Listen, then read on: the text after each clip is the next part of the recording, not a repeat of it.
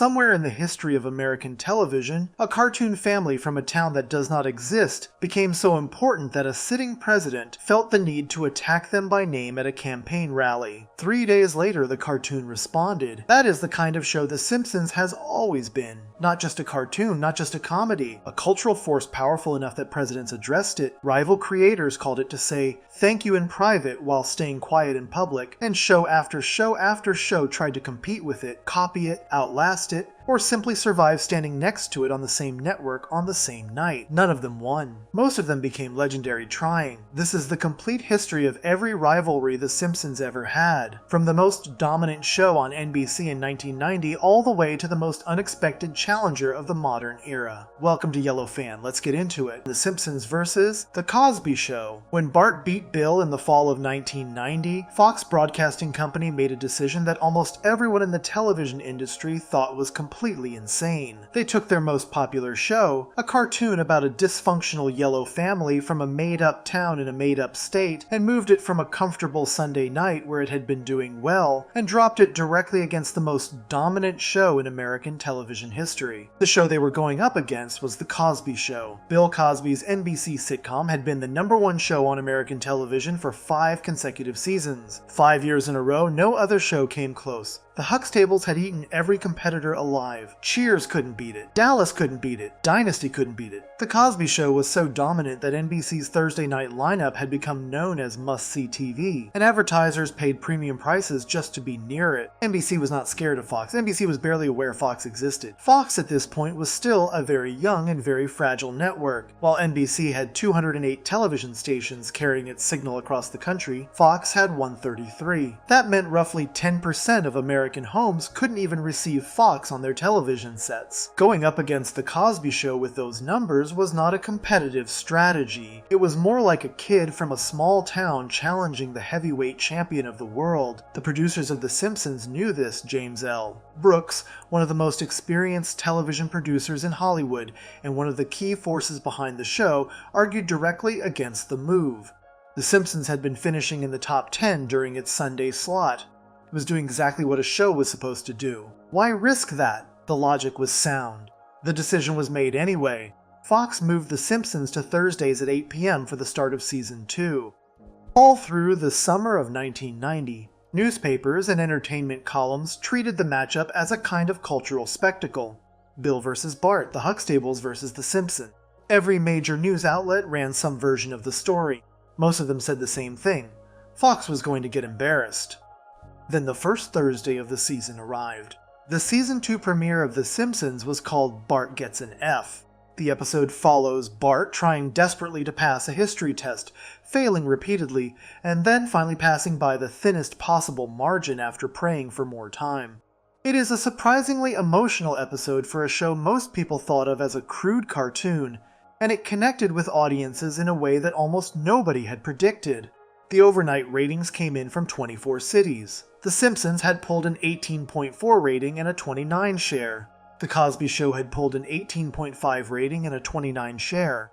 For all practical purposes, a cartoon on a network with 133 affiliates had tied the 5-time defending champion of American television. But the rating system at the time measured households, not actual people. When Nielsen crunched the numbers for actual viewers, something remarkable appeared. The Simpsons had been watched by 33.6 million people that night. The Cosby Show had been watched by 28.5 million people. In terms of human beings sitting in front of televisions, The Simpsons had beaten The Cosby Show by more than 5 million viewers. Fox had never put up numbers like that, not once. Brad Terrell, a senior vice president at the network, told reporters afterward, "We did not anticipate being this close, let alone beating them in several large cities."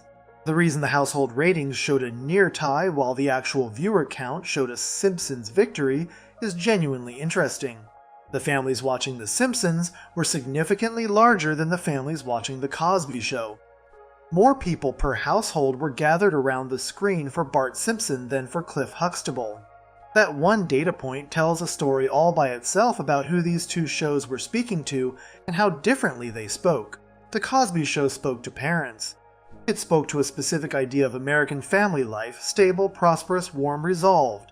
The Huxtables were a black upper-middle-class family, where the parents were a doctor and a lawyer, the kids were smart and funny, and problems got worked out with wisdom and warmth by the end of each episode. It was aspirational television. The message underneath all the comedy was that this is what a good family looks like. The Simpsons was doing something that looked, from the outside, like the exact opposite. Homer Simpson was lazy, impulsive, and not particularly bright. Bart was a troublemaker. The family argued, failed, embarrassed themselves, and generally behaved in ways that no television family was supposed to behave. The Simpsons was the show that, just 2 years earlier, President Ronald Reagan had called a cartoon that was in opposition to traditional American family values. And yet all those large families were watching it together. Because The Simpsons was not actually a show about a bad family. It was a show about a real family. One that didn't solve its problems in 22 minutes. One that frustrated each other and loved each other in the same breath. One that felt recognizable to people who didn't see themselves in the warm, orderly world of the Huxtables. The tie in the household ratings wasn't a fluke. Over the course of that fall, the two shows traded punches every single Thursday. Some weeks Cosby pulled ahead on the household number, some weeks The Simpsons pulled ahead. By Thanksgiving 1990, a rerun of The Cosby Show landed in 39th place for the week, its lowest Nielsen position in the entire 7-year run of the show. An original episode of The Simpsons edged it by 0.3 of a ratings point that same week. It was the first time The Simpsons had actually beaten The Cosby Show in the head-to-head matchup. Then came the full season numbers. The Cosby Show finished the 1990-91 season ranked 5th in the country. The Simpsons finished the season ranked outside the top 30. On pure ratings math, Cosby had won, NBC's machine held, but something had shifted. The Simpsons had proved that a cartoon that the President of the United States had basically said was a threat to American values, could hold its own against the most powerful show on television. Fox, which had been treated as a joke network for its first 4 years, had demonstrated that it could play in the big leagues. The Simpsons had not beaten The Cosby Show. It had done something more useful. It had proven that The Cosby Show could be touched. The cultural noise around the matchup was enormous. The phrase Bill versus Bart became shorthand for a whole argument about what American television was supposed to look like. On one side, a show that presented family life as something to be idealized. On the other, a show that presented family life as something to be recognized. And the fact that 33.6 million actual human beings chose to watch Bart fail his history test on that first Thursday, more than watched Cliff Huxtable solve a family problem with warmth and a sweater, said something real about which vision of American life people saw themselves in. The Cosby Show would end in 1992. The Simpsons would go on for another 3 decades and counting. In 1990, neither of those outcomes was obvious. What was obvious after that first Thursday night was that the little yellow family from a network nobody had taken seriously had walked into the heavyweights ring and not been knocked out. For Fox, for animation, and for what television was allowed to be, that alone changed something permanent. There is one more thing worth sitting with. James L. Brooks had argued against the move. The producers had argued against the move. They believed, correctly by most measures, that The Simpsons would get hurt. And by the household ratings, the standard measurement of the day, they were right. The Simpsons did not win the season. But Fox had not moved the show to win the season. Fox had moved the show to prove a point, that this network existed, that it could compete, and that a cartoon about a man who says dough and a kid who says don't have a cow could stand in the same room as the most respected show on American television without flinching. It turned out they could, which meant everything that came after, every rival that tried to beat The Simpsons, every show that was inspired by The Simpsons, every cultural war that The Simpsons got dragged into, started here. On a Thursday night in October 1990, when 33.6 million people decided that Bart Simpson was worth watching. Before we move on, if you're enjoying this analysis, please consider subscribing. It helps the channel tremendously. What followed 2 years later was not another show trying to beat The Simpsons in the ratings. It was something stranger and more direct, the President of the United States standing at a podium during a campaign rally, deciding that a cartoon family was dangerous enough to call out by name. And The Simpsons had an answer ready 3 days later, Section 2, The Simpsons vs. George H.W. Bush. When the president picked a fight with a cartoon on January 27, 1992, the President of the United States stood at a podium in front of a Republican Party rally and decided to use his speech to attack a cartoon. George Herbert Walker Bush was running for re-election. The economy was struggling. His approval ratings had dropped significantly from the highs he had enjoyed after the Gulf War the previous year. He needed a message about American values, about the kind of country he wanted to represent and the kind of families he wanted to stand for. He was the most powerful man in the world. He had speechwriters, advisors, and the full machinery of the White House behind him. And he chose to talk about Homer Simpson. The exact words Bush used at that January rally were, "We are going to keep on trying to strengthen the American family, to make American families a lot more like the Waltons and a lot less like the Simpsons." The Waltons was a television drama from the 1970s about a large, tight-knit family living through the Great Depression in rural Virginia. They were warm, hardworking, God-fearing, and wholesome. Every episode ended with family members saying goodnight to each other from their separate rooms. John Boy, good night. Mary Ellen, good night. It was gentle, comforting television that painted a picture of American family life as something fundamentally decent and worth protecting. The Simpsons, in Bush's framing, was the opposite of that. The show had been on the air for just over 2 years at this point. Bart Simpson had become one of the most recognizable faces in American pop culture, on t-shirts, on lunchboxes, on skateboard decks. Schools across the country had banned Bart Simpson merchandise because educators considered him a bad influence on children. The show had already been criticized by parents' groups, religious organizations, and cultural commentators who felt it was teaching children the wrong lessons about authority, family, and respect. Bush was not saying anything that many Americans hadn't already been saying for 2 years. The Simpsons was, in the eyes of a very vocal portion of the country, a symbol of everything that was going wrong with American culture. Too crude, too disrespectful, too comfortable with failure and dysfunction. The president was essentially amplifying an argument that already existed and giving it the weight of the highest office in the land. The Simpsons writers heard about the speech almost immediately. At this point, the show was operating on a production schedule that made fast responses extremely difficult for most television programs. Animated shows typically required months of work between writing and broadcast. The drawings had to be done, the voices had to be recorded, the animation had to be completed and checked. Responding to a news event in a matter of days was basically impossible for animation. The Simpsons did it anyway. 3 days later, on January 30, 1992, at the start of the next episode that aired, the show ran a short clip of the Simpson family sitting together watching television. On the screen in their living room, George Bush is giving his speech. The family hears the Waltons comparison. Bart turns to the camera and says, "Hey, we are just like the Waltons. We are praying for an end to the Depression, too." The joke landed on multiple levels at once. On the surface, it was Bart being Bart, cheeky quick, a little too smart for his own good. But underneath that, the joke was making a real argument. The Waltons were praying for an end to the Depression because they were poor and struggling, and the economy had devastated their lives. The Simpsons were doing the same thing. Homer worked a dangerous job at a nuclear power plant for a boss who didn't care whether he lived or died. The family scraped by financially. Their neighborhood was not prosperous or ordered or safe. The joke was pointing out that the Simpsons and the Waltons had more in common than Bush had implied. Both families were working class. Both were just trying to get by. The difference was that one of them was allowed to be sad about it, and the other was expected to be funny. The response from the public was immediate and enormous.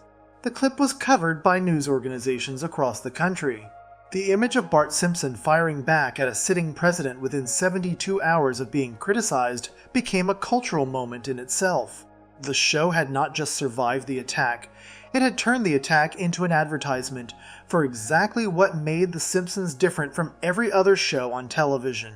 It was fast, it was sharp, and it was not intimidated by anyone, including the leader of the free world. Bush's comment and Bart's response became one of the most retold stories in the history of the show. But what often gets left out of that retelling is what happened 4 years later, in January 1996, when The Simpsons returned to the George Bush well with something considerably more elaborate. The Season 7 episode called Two Bad Neighbors begins with the residents of Evergreen Terrace attending a neighborhood garage sale. The empty house across the street is being moved into. The new neighbors turn out to be George and Barbara Bush, who have relocated to Springfield after leaving the White House. George quickly bonds with Ned Flanders, which drives Homer into a jealous rage. When George discovers that Bart has been pulling pranks in his home, he spanks Bart. Homer declares war. The two men spend the rest of the episode in an escalating feud that involves locusts being released through the sewers, shaving cream, and various other acts of suburban sabotage. The episode was not savage or mean-spirited. George Bush in the episode is portrayed as genuinely decent in many ways. He gets along with Flanders, he likes Barbara, he has a sense of humor about himself. But he is also rigid, proud, and completely unable to handle being challenged by Homer Simpson, a man he considers beneath him in every possible way. The feud between them is played as two men who represent completely different ideas about what kind of American life is worth respecting, and neither of them is fully right or fully wrong. The casting was handled in a typically clever Simpsons fashion. Despite the enormous public profile of the Bush character George H.W., Bush was voiced not by a celebrity impression artist, but by Harry Shearer, one of the show's regular cast members, who had been doing voices on the show since the beginning. Barbara Bush was voiced by Tress MacNeille, another long-standing cast member. The Simpsons had been doing celebrity parodies with its own voice cast for years, and George Bush got the same treatment as everyone else. The episode ended with the Bushes moving out of Springfield after Gerald Ford moves in across the street and immediately proves to be a much more agreeable neighbor, someone who loves football, snacks, and getting along with everyone. The final image of the episode is Homer and Gerald Ford walking off together, happily sharing nachos. Bush, the man who had tried to hold himself apart from the mess and chaos of Springfield, ends up leaving because he simply could not fit in.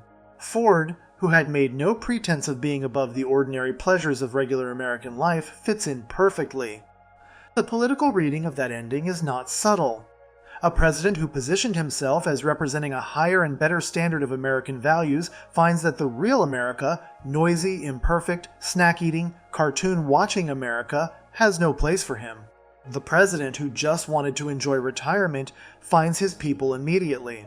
Bush lost the 1992 election to Bill Clinton later that year. The Simpsons continued for another 3 decades. The show never made a direct connection between Bush's attack on The Simpsons and his electoral defeat, and there is obviously no reason to think one caused the other. But the timing became a piece of American political folklore regardless. The man who had told America it needed to be more like the Waltons and less like The Simpsons lost his job 8 months later to a candidate whose campaign team played a very different kind of music and spoke a very different kind of language. What the Bush moment did for The Simpsons, beyond the immediate news cycle, was significant in a way that took years to fully understand. Before January 1992, The Simpsons was a popular show that many people found threatening. After January 1992, The Simpsons was a popular show that had gone toe-to-toe with the President of the United States and come out of it looking sharper than he did. The attack had been intended to diminish the show. It did the opposite. It confirmed that The Simpsons was important enough to be worth attacking, that it was not just entertainment but a genuine statement about American life that people in power felt the need to respond to. Bart's 3-day turnaround response was also something that changed how people thought about what television could do. The idea that a cartoon could respond to a presidential speech in real time, that it could be fast and present and engaged with the actual world happening outside the studio, was not something anyone expected from animation. Animation was supposed to be slow and safe and carefully planned. The Simpsons had just demonstrated that it could be a live wire. That reputation would grow over the years. The show would go on to be referenced in congressional debates, quoted by presidents, cited by economists, and studied by academics. It would predict events that hadn't happened yet with a frequency that felt almost supernatural. All of that was downstream of the moment in January 1992, When the most powerful office in the world threw a punch at a cartoon family, the cartoon family punched back in 72 hours. The relationship between the Simpsons and political power never really ended after that. It evolved and complicated itself over the decades in ways that would become their own stories. But the Bush moment established the terms. The show was not going to be polite about authority. It was not going to accept criticism quietly. And it was never going to pretend that being a cartoon meant it didn't have the right to speak. George Bush had wanted to use the Waltons as a symbol of what American families should aspire to be. He had picked a show about a family that survived the Depression through faith, hard work, and togetherness, a genuinely moving vision of American resilience that had meant a great deal to a great many people. What he hadn't accounted for was that The Simpsons was also a show about a family surviving hard times through something like faith, something like hard work, and something very much like togetherness, just expressed louder, messier, and with considerably more dough. The Waltons said goodnight to each other across the house every episode. The Simpsons fought, forgave, and showed up for each other in their own chaotic way every episode. One family looked the way people wanted families to look. The other looked the way families actually looked. Bush picked the wrong cartoon to fight. The next rivalry on this list started around the same time, 1993, and it did something. Before we move on, if you're enjoying this analysis, please consider subscribing. It helps the channel tremendously. Unexpected for The Simpsons. A new show arrived that was so controversial, so loud, and so genuinely alarming to parents groups that suddenly The Simpsons looked almost respectable by comparison. That show came from MTV, and its creators were two teenagers named Beavis and Butthead. Section 3, The Simpsons vs. Beavis and Butthead. When the heat moved next door, for the first 3 years of its existence, The Simpsons had been the most controversial show on American television. That was not a minor thing.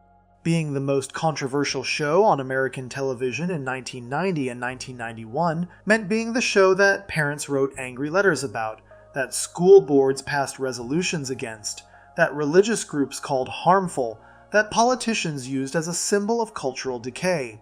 Bart Simpson was on merchandise that got banned in schools. The show had been called a threat to American values by a sitting president. Teachers complained that children were imitating Bart's disrespect for authority. Cultural critics wrote long, worried articles about what it meant that millions of American children had made a cartoon troublemaker into their hero. All of that attention, all of that controversy, all of that heat, it was exhausting to be the target of, but it was also a kind of protection. A show that everyone is arguing about is a show that everyone is watching. The controversy kept The Simpsons at the center of the national conversation about television, family values, and what children should and should not be allowed to see. Then, in spring 1993, Beavis and Butthead arrived on MTV, and almost overnight, The Simpsons stopped being the most dangerous cartoon in America. Beavis and Butthead was created by Mike Judge, who had made his name with a crude animated short called Frog Baseball that aired on MTV's experimental late-night showcase called Liquid Television. In that short, two teenage boys beat a frog to death with a baseball bat while laughing about it. The characters were ugly, dim, and completely without any redeeming qualities that anyone could easily identify. MTV saw something in it, and gave Judge a series.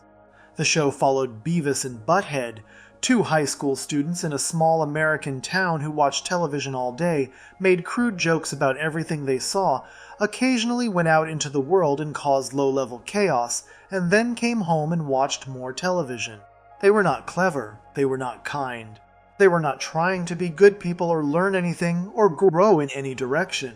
They laughed at things that were funny to them, and sneered at things that were not. And their standard of what was funny was about as low as a standard could go. The show debuted on MTV in March 1993 and immediately became one of the highest-rated programs the network had ever aired. Teenagers loved it. The specific humor, two idiots watching music videos and commenting on them with no filter and no self-awareness, felt like it was made directly for anyone who had ever sat on a couch with a friend and laughed at things they weren't supposed to laugh at. The show was not trying to say anything meaningful. It was not building toward a point. It just existed in its own world of stupidity and was completely comfortable there.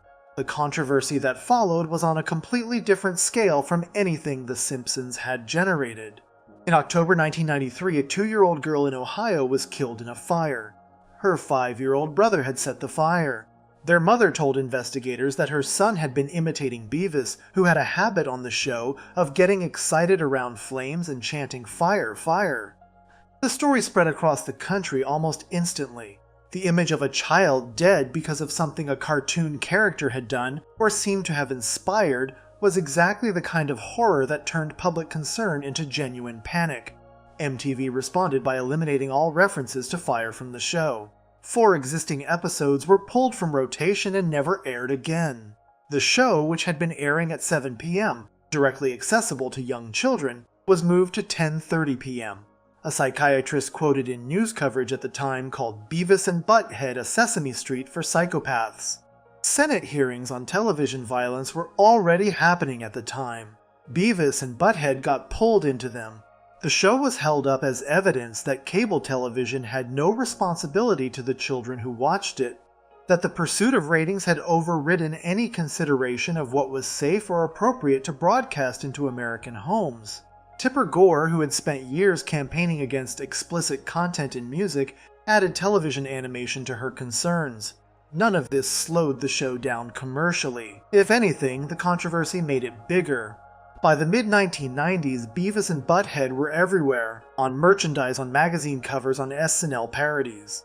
The movie Beavis and Butt-Head Do America opened in December 1996 as the #1 film in the country, beating out Jerry Maguire, the Disney live-action 101 Dalmatians, and Scream at the box office.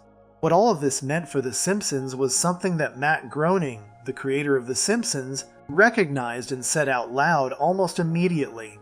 Shortly after Beavis and Butt-Head debuted, Groening told reporters, "You don't know how happy I am that Beavis and Butt-Head are on the air because all the heat is off of us.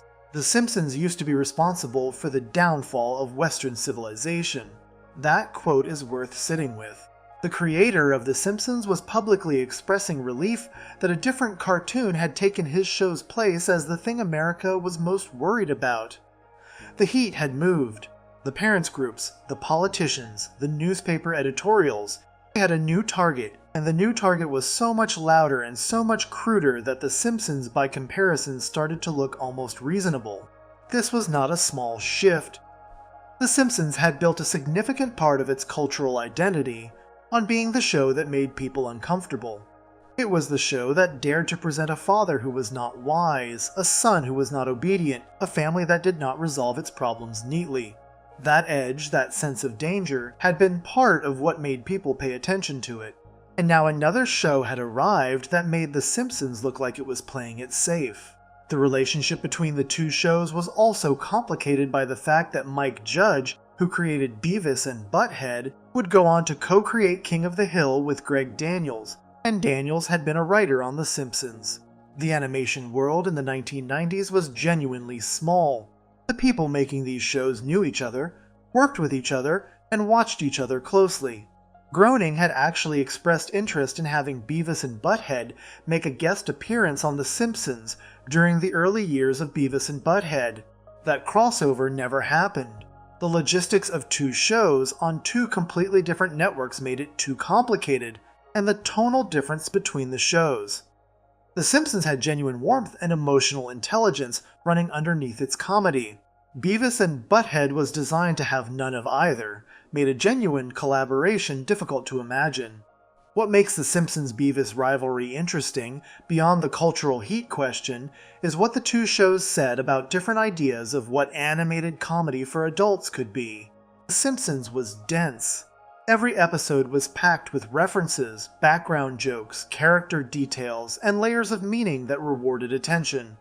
The writing was done by people with Ivy League educations who took the craft of comedy very seriously. The show could be crude, but its crudeness was always in service of a larger point. Homer eating donuts was funny, but it was also a portrait of a man using immediate pleasure to avoid thinking about his life.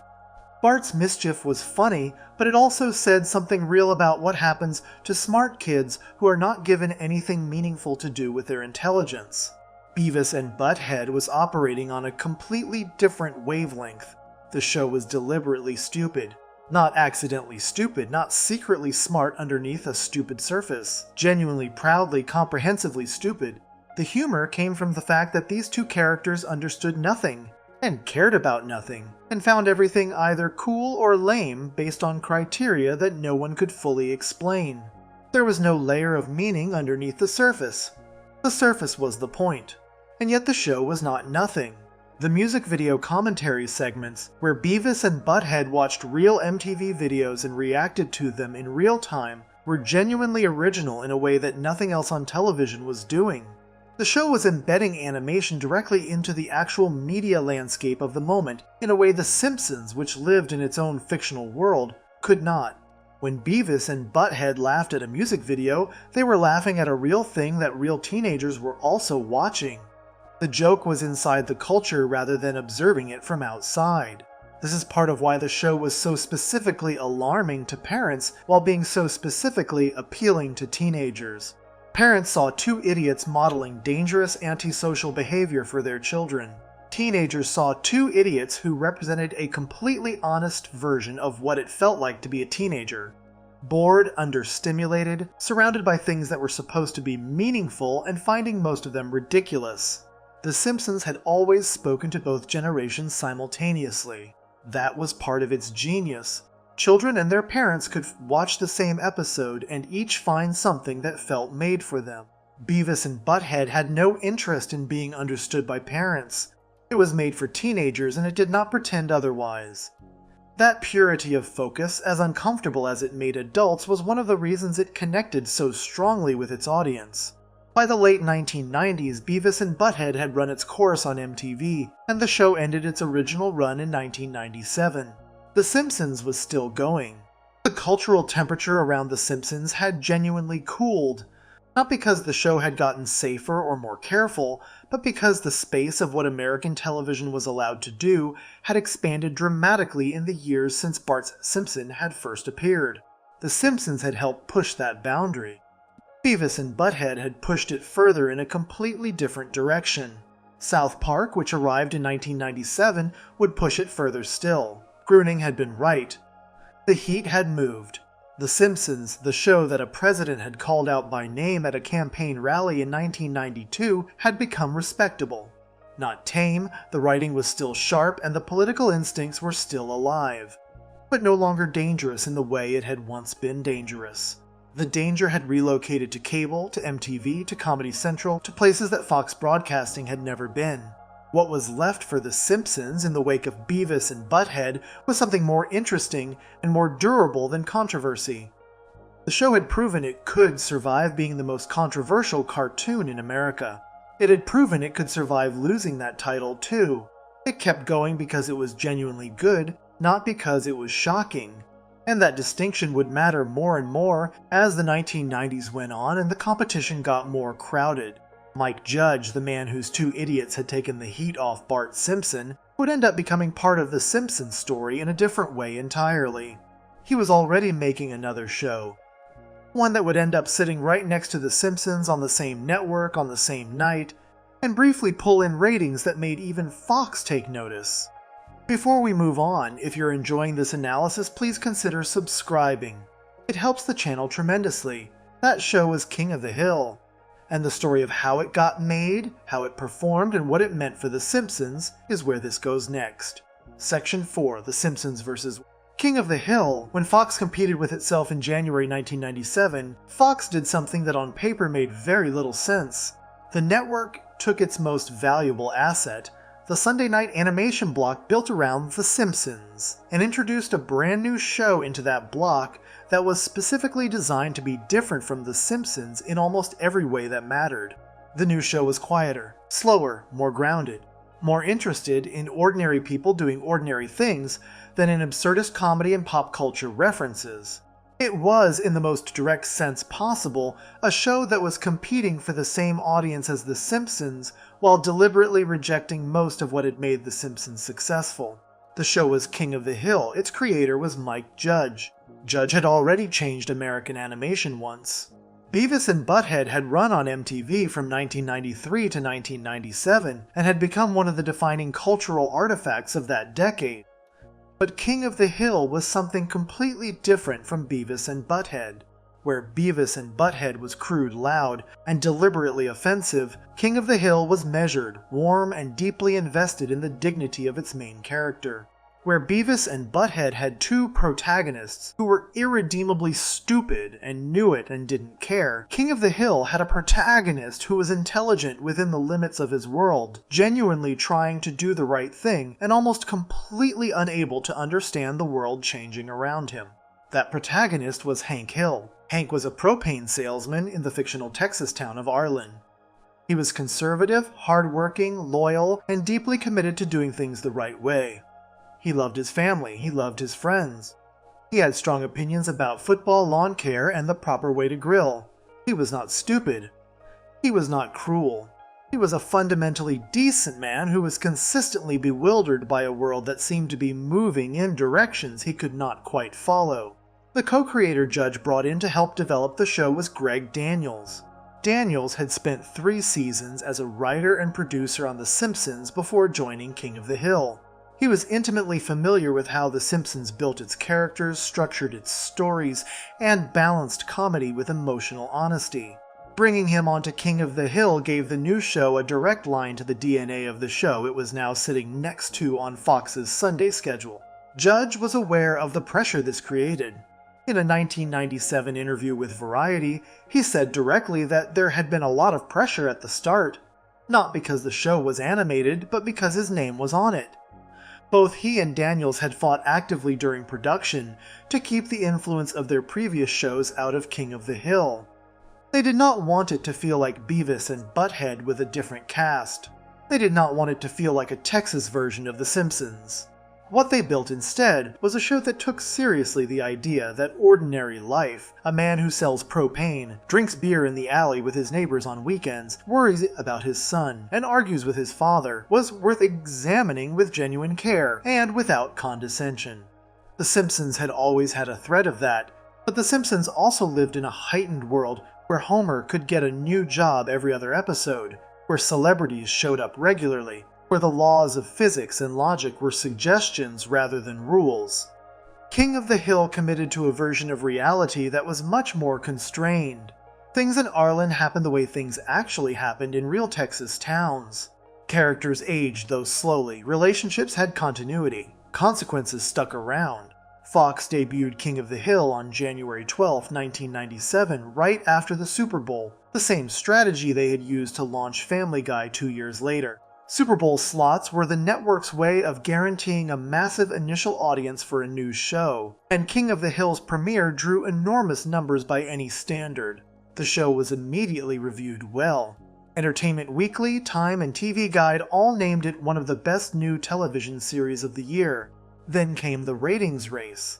For the 1997-1998 television season, King of the Hill's first full season, the show became one of Fox's highest-rated programs. Season 2 reached its highest ever Nielsen ranking at number 15 in the country. To put that in context, Fox as a network had historically struggled to place shows in the top 20 on a consistent basis. The Simpsons had done it during its peak years in the early 1990s, but by the mid to late 1990s, The Simpsons ratings had softened from their early highs. King of the Hill, a brand new show in its first full season, was matching and at times surpassing what The Simpsons was pulling in. The Wikipedia entry for King of the Hill's second season states it plainly. Except for Fox's broadcast of Super Bowl Xanzing Eye in 1997, it was the highest Nielsen rating for any Fox show up to that point, even beating The Simpsons at times. That sentence deserves some time. A show created by the man who had made Beavis and Butthead, co-created by a writer who had worked on The Simpsons, airing directly after The Simpsons on the same network on the same night, was beating The Simpsons in the ratings. Fox had not set out to create internal competition. They had set out to build a stronger Sunday night animation block. What they had inadvertently created was a situation where their flagship show was being outperformed by its own lead-out. The dynamic between the two shows was strange and specific. They were not enemies. The people who made them were connected by professional history and genuine mutual respect. But they were competing for the same viewers, and King of the Hill was winning that competition during its peak years. Part of what made King of the Hill's ratings success meaningful was who it was reaching. The Simpsons, by the mid to late 1990s, had developed a reputation as a show for people who were smart and cynical, people who appreciated the layers of reference and the satirical sharpness and the emotional depth that the show operated on. King of the Hill was reaching a different part of the American television audience. It was reaching people who saw themselves in Hank Hill, working class, proud of their region, skeptical of coastal attitudes, committed to a specific idea of what it meant to be a good person. These were not people who were necessarily watching The Simpsons every week. King of the Hill brought them into Fox's animation block and kept them there. The tonal difference between the two shows was also the subject of genuine critical conversation during this period. Television critics who had spent years writing about The Simpsons as the gold standard of animated comedy found themselves having to reckon with a show that was doing something equally interesting with completely different tools. Where The Simpsons was dense and fast and layered, King of the Hill was patient and quiet and observational. Where The Simpsons built its comedy on escalation and absurdity, King of the Hill built its comedy on recognition, the specific, accurate portrayal of the small awkwardnesses and dignities of ordinary life. Hank Hill was not Homer Simpson. Homer was chaos in human form, impulsive, appetitive, genuinely dangerous in small ways, and ultimately saved by the fact that he loved his family in a way that transcended his many failures. Hank was order in human form, controlled, principled, genuinely uncomfortable with anything that fell outside his specific sense of how things should be. Watching Homer fail upward was one kind of comedy. Watching Hank navigate a world that kept asking him to compromise what he believed was a completely different kind of comedy. And for a significant portion of the American television audience in the late 1990s, it was the funnier one. The Simpsons cast and crew were aware of King of the Hill's performance. They were aware that a show partially built from their own writing staff was outperforming them in the ratings during certain weeks. The reaction inside the Simpsons writing room was not documented in the same detail as their feelings about Family Guy. There were no equivalent statements about King of the Hill being vulgar or derivative. The connection through Greg Daniels, the general mutual respect between Judge and the animation community, and the fact that King of the Hill was clearly doing its own thing rather than copying The Simpsons, made the rivalry between them considerably more civil than what would come later with Family Guy. When South Park's Cartoon Wars episode aired in 2006, and Parker and Stone talked about the response from other animated shows, they specifically mentioned King of the Hill. Writers from King of the Hill had reached out to Parker and Stone after Cartoon Wars Part 9 aired to tell them, in Parker's retelling, that they were doing God's work by going after Family Guy. This detail, that King of the Hill's writing staff allied with South Park against Family Guy, says something about the internal culture of the animation world during this period. There were shows that took their craft seriously, and shows that were perceived as taking shortcuts. King of the Hill was very much in the first category, and the people who made it were not quiet about where they thought Family Guy belonged. King of the Hill ran for 13 seasons on Fox, ending in 2009 after 259 episodes. Its cancellation was announced in 2008, and the final episodes aired in September 2009. The show had outlasted the period of its greatest rating success, but had built a legacy that its audience felt deeply. The characters, Hank, Bobby, Peggy, Bill, Dale, Boomhauer, had become genuinely beloved in a way that was different from the Simpsons characters. The Simpsons characters were cultural icons.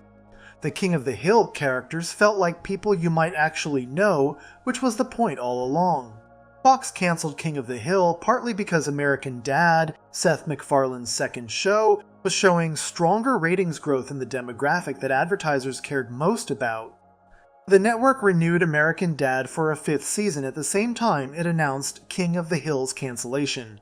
The Simpsons, meanwhile, was renewed for additional seasons, as it had been every year for nearly 2 decades. American Dad and The Simpsons were staying. King of the Hill was going.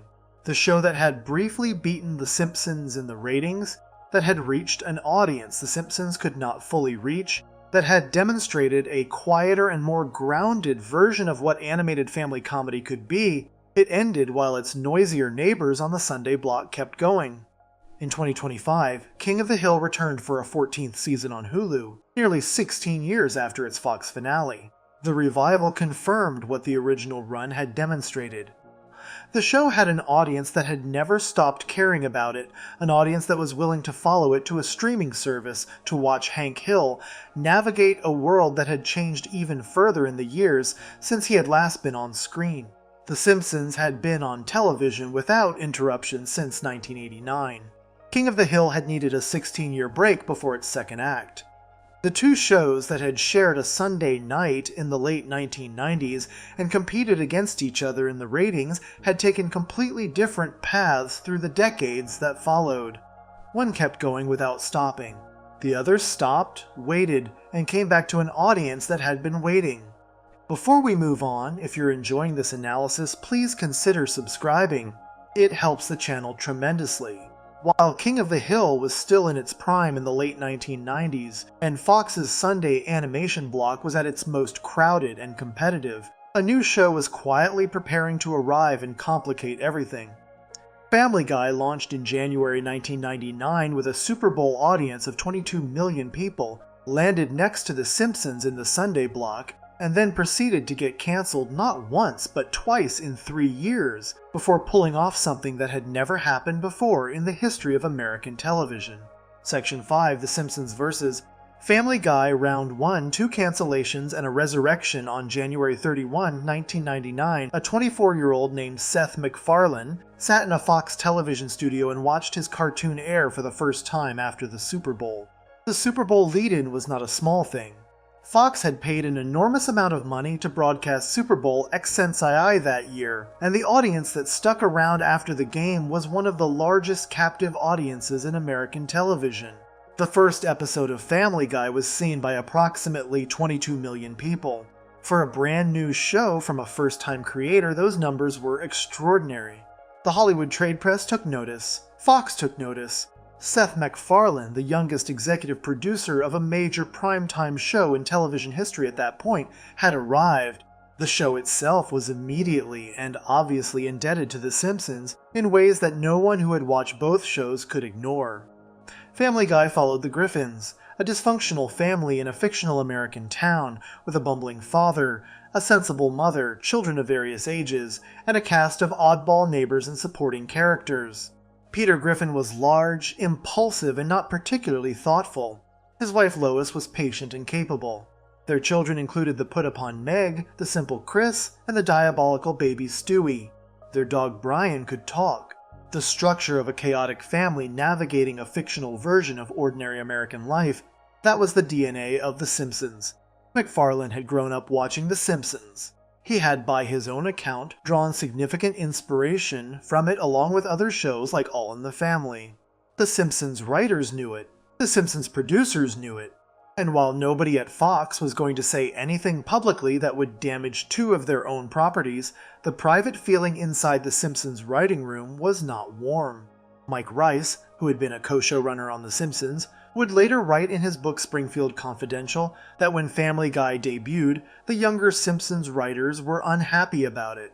Too vulgar, they said. Moves too fast. Nothing but pop culture references. But Family Guy had its own thing going on that was genuinely different from The Simpsons.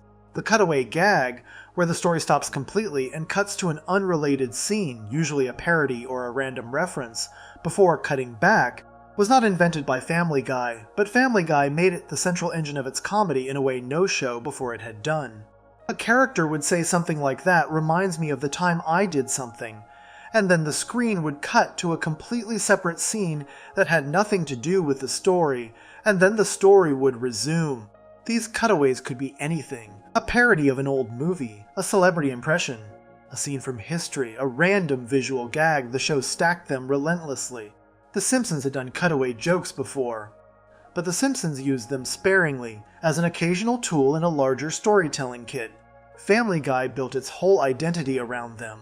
This was the core of what would eventually become a genuine and very public argument between Family Guy and the rest of the animation world, but that argument was still a few years away in 1999. What happened to Family Guy in its first 2 years was not a fight with The Simpsons. It was a fight for survival. After the enormous Super Bowl premiere audience, Family Guy settled into a regular Sunday night slot, right next to The Simpsons, where it pulled in solid numbers as a lead-out from the more established show. The arrangement worked. Audiences who had just watched Homer Simpson could comfortably slide into Peter Griffin without changing the channel. And the ratings reflected that.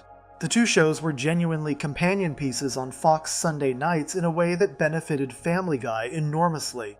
Then Fox moved Family Guy. At the start of Season 2 in the fall of 1999, Family Guy was shifted to Thursday nights. The reasoning from Fox's side was about building a broader animation presence across the schedule, but the practical effect was that Family Guy suddenly found itself airing against Frasier, the enormously popular NBC sitcom that was one of the most watched shows of that era. Frasier was sophisticated, well-reviewed, and had been running successfully for years. Family Guy, still a relatively new show without a deeply established audience, was competing for the same viewers and losing. Fox moved Family Guy around the schedule multiple times during Season 2, trying to find a slot where the ratings stabilized. The show aired at different times on different nights, which made it nearly impossible for casual viewers to find it consistently. By spring 2000, Family Guy was airing on Tuesday nights opposite Who Wants to Be a Millionaire?, ABC's massive game show hit that was at the absolute peak of its popularity and pulling in some of the largest non-sports audiences in years. Family Guy's ratings cratered. In May 2000, Fox canceled Family Guy after its second season. The cancellation lasted only a few months. Fox reconsidered, greenlit a third season, and Family Guy returned in 2001 with 22 new episodes. The third season aired and then ended, and Fox canceled the show again in 2002. This time it appeared permanent. The final unaired episode of the third season, an episode called When You Wish Upon a Weinstein, which Fox had refused to broadcast due to concerns about its content, eventually premiered not on Fox but on DVD in 2003, finishing the show's original run in the most low-key way possible. Family Guy was dead, Seth MacFarlane moved on. Fox, which had been developing a new animated show from MacFarlane called American Dad, continued with those plans. The Simpsons kept going. The Sunday night animation block continued without Family Guy. That appeared to be the end of the story. Then the DVDs happened. Home video had been changing the economics of television throughout the late 1990s and early 2000s. Shows that had been canceled could now find new audiences through DVD releases, and those sales numbers were being tracked closely by networks and studios who were beginning to understand that a show's lifespan did not necessarily end when its broadcast run did. The Simpsons had been one of the early successes in animated DVD sales. Fans were buying full seasons of the show in large numbers, and the revenue from those sales was significant.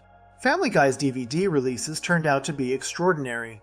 The first and second seasons, released in 2003, sold millions of copies. The numbers were so large that they registered as genuinely surprising even in a market that had already seen The Simpsons perform well on home video. A former Fox home entertainment executive named Steve Feldstein described it clearly at the time. There was a fan base that had been lying dormant, he said, and the DVD sales brought that base out into the open and brought a whole new group of viewers with it. Behind The Chappelle Show, the two best-selling DVD television releases of that period were The Simpsons and Family Guy. Both were Fox animated properties. Both were being bought in enormous quantities by people who apparently could not get enough animated comedy. At roughly the same time, Cartoon Network had acquired the rights to air Family Guy reruns on its Adult Swim late-night block. Adult Swim, which ran from roughly 11 p.m. onward and targeted an older audience than the daytime and evening Cartoon Network programming, had already built a strong reputation with shows like Aqua Teen Hunger Force and Space Ghost Coast to Coast. Family Guy reruns fit the block perfectly. The show found a new audience that had not watched it during its original Fox run. College students, teenagers, young adults who discovered it at midnight and became devoted fans. The ratings for Family Guy on Adult Swim were, by the standards of late-night cable, remarkable. The show was consistently one of the highest-performing programs in its time slot. Cartoon Network was paying relatively little to air reruns of a canceled show, and those reruns were generating audience numbers that comparable original programming would have cost far more to produce. By late 2003, the business case for bringing Family Guy back had become impossible to ignore. Fox was negotiating with MacFarlane, the E! Entertainment Television Channel reported in November 2003 that Fox was in talks to revive Family Guy with 35 new episodes. In February 2004, MacFarlane confirmed in an interview that Family Guy would resume production. In March 2004, Fox officially announced a commitment to at least 22 new episodes. MacFarlane later described the phone call he received from Fox executives about the revival. They told him they wanted to, as he quoted them, sneak Family Guy back into production. His reaction, as he told it, was genuine disbelief. He had considered the show finished. He had moved on. The idea that it was coming back was something he had not expected. Family Guy's 4th season premiered on May 2005. The show was placed back in its Sunday night slot, after The Simpsons, in the position where it had first found its audience. The premiere episode opened with a joke that referenced its own history of cancellation, with Peter Griffin listing all the Fox shows that would have had to fail before Family Guy could return to the air. The show was back, the audience was ready, and the ratings confirmed it. Family Guy became in 2005 the first television show in history to be brought back from cancellation primarily because of DVD sales and cable reruns. That fact alone made it a significant moment in the history of the medium. Networks had always made cancellation decisions based on broadcast ratings. Family Guy's revival demonstrated that a show could lose the ratings argument on its original network and still have millions of passionate fans who would buy its episodes, watch its reruns, and generate enough commercial evidence that the network had made a mistake. It changed, in a small but real way, how the industry thought about what a cancelled show was worth. The relationship between Family Guy's return and The Simpsons was layered in a way that went beyond simple competition. When Family Guy came back in 2005, it came back as a companion to The Simpsons, airing in the same Sunday animation block, drawing from some of the same audience, existing in a similar creative and commercial space. On the surface, this looked cooperative. 2 shows from the same network, the same night, mutually beneficial. Underneath that surface, The Simpsons' writing staff had complicated feelings about their neighbor. The accusations that Family Guy was too heavily influenced by The Simpsons, that it had borrowed the structure, the character types, and the basic premise without sufficient transformation, had never gone away. Those feelings were expressed, sometimes gently and sometimes less so, in the years that followed. The Simpsons would eventually put a picture of Peter Griffin in an episode under the Italian word for plagiarism. Family Guy would respond with its own digs. The 2 shows would trade coded insults for nearly a decade before finally addressing their relationship directly in the 2014 crossover episode. But in 2005, the more immediate story was simpler. A show that had died twice had come back to life. The mechanism that brought it back, fan devotion expressed through purchasing behavior rather than television ratings, was new and significant. And the show that had been Family Guy's most obvious influence, The Simpsons, was now sharing its Sunday night home with the show it had inspired, the show its own writers had criticized, and the show that had survived 2 deaths to become one of the most watched programs on American television. Seth MacFarlane was 31 years old when Family Guy came back. He had watched his show get canceled twice before he was 30. He had spent 3 years making American Dad and assuming Family Guy was finished. The revival, as he described it, felt like something that should not have been possible. The Simpsons had never been cancelled. It had never needed to be brought back from anything. It had just kept going, season after season, through changes in showrunners and cast and cultural climate, outlasting everything that had tried to compete with it or replace it. Family Guy's story of death and resurrection was something The Simpsons had never experienced and would never need to experience. That difference between the 2 shows, one that had endured through continuity and one that survived through stubbornness and fan devotion, became part of how people understood them. The Simpsons was the institution, Family Guy was the survivor. Before we move on, if you're enjoying this analysis, please consider subscribing. It helps the channel tremendously. The competition between them, once Family Guy was back on its feet and sharing the Sunday night block, was about to get considerably louder. Because at the same time Family Guy was completing its revival, a completely separate show on a completely separate network, had already spent 2 years preparing what would become the most famous public attack one animated show has ever made on another. That show was South Park, and the attack was called Cartoon Wars, Section 6, South Park vs. Family Guy, Cartoon Wars, and where The Simpsons stood in April 2006, South Park aired a 2-part episode that became the most famous public attack one animated show has ever made on another. The episode was called Cartoon Wars. It ran across 2 consecutive weeks, Cartoon Wars Part 1 on April 5, 2006, and Cartoon Wars Part 2 on April 12, 2006. Together, they formed a sustained, detailed, and genuinely funny argument that Family Guy was not a real show, that the comedy in it was not actually written by human beings making creative decisions, that the jokes were random, disconnected, and meaningless, assembled by accident rather than by craft. The specific image Parker and Stone used to make this argument has stayed in the cultural memory ever since. In the episode, Cartman travels to Hollywood and infiltrates the Family Guy studio to find out how the show was actually made. What he finds is a tank full of manatees. The manatees are the writers. They select large plastic balls from a pile, each ball printed with a random word, laundry, date, winning, Mexico, Gary Coleman, and push those balls into a machine. The machine assembles the words into a cutaway gag. The gag goes into the episode. That is the entire creative process according to Parker and Stone. No thought, no intention, no craft. Just manatees picking balls at random, the image landed. People who had watched Family Guy and felt vaguely unsatisfied by its humor but couldn't explain why suddenly had a vocabulary for it.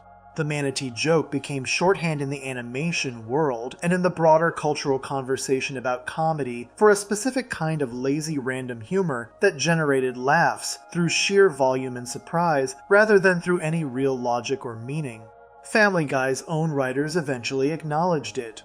Mark Henteman, a Family Guy writer, referenced it directly in the DVD commentary for a later episode, describing one of their own gags with the phrase "and the manatees do the rest." The self-deprecation was good-humored, but it also confirmed that the Cartoon Wars critique had landed somewhere real. What most retellings of the Cartoon Wars story focus on is the South Park versus Family Guy angle. The 2 shows, the feud, the manatees, Seth MacFarlane's eventual responses. That is the obvious story, and it is a real one. What gets left out almost every time is what happened on the other side of the country, in the writing rooms of the other animated shows that had been living alongside Family Guy on Fox's Sunday night block. After Cartoon Wars Part 9 aired, Trey Parker and Matt Stone received phone calls.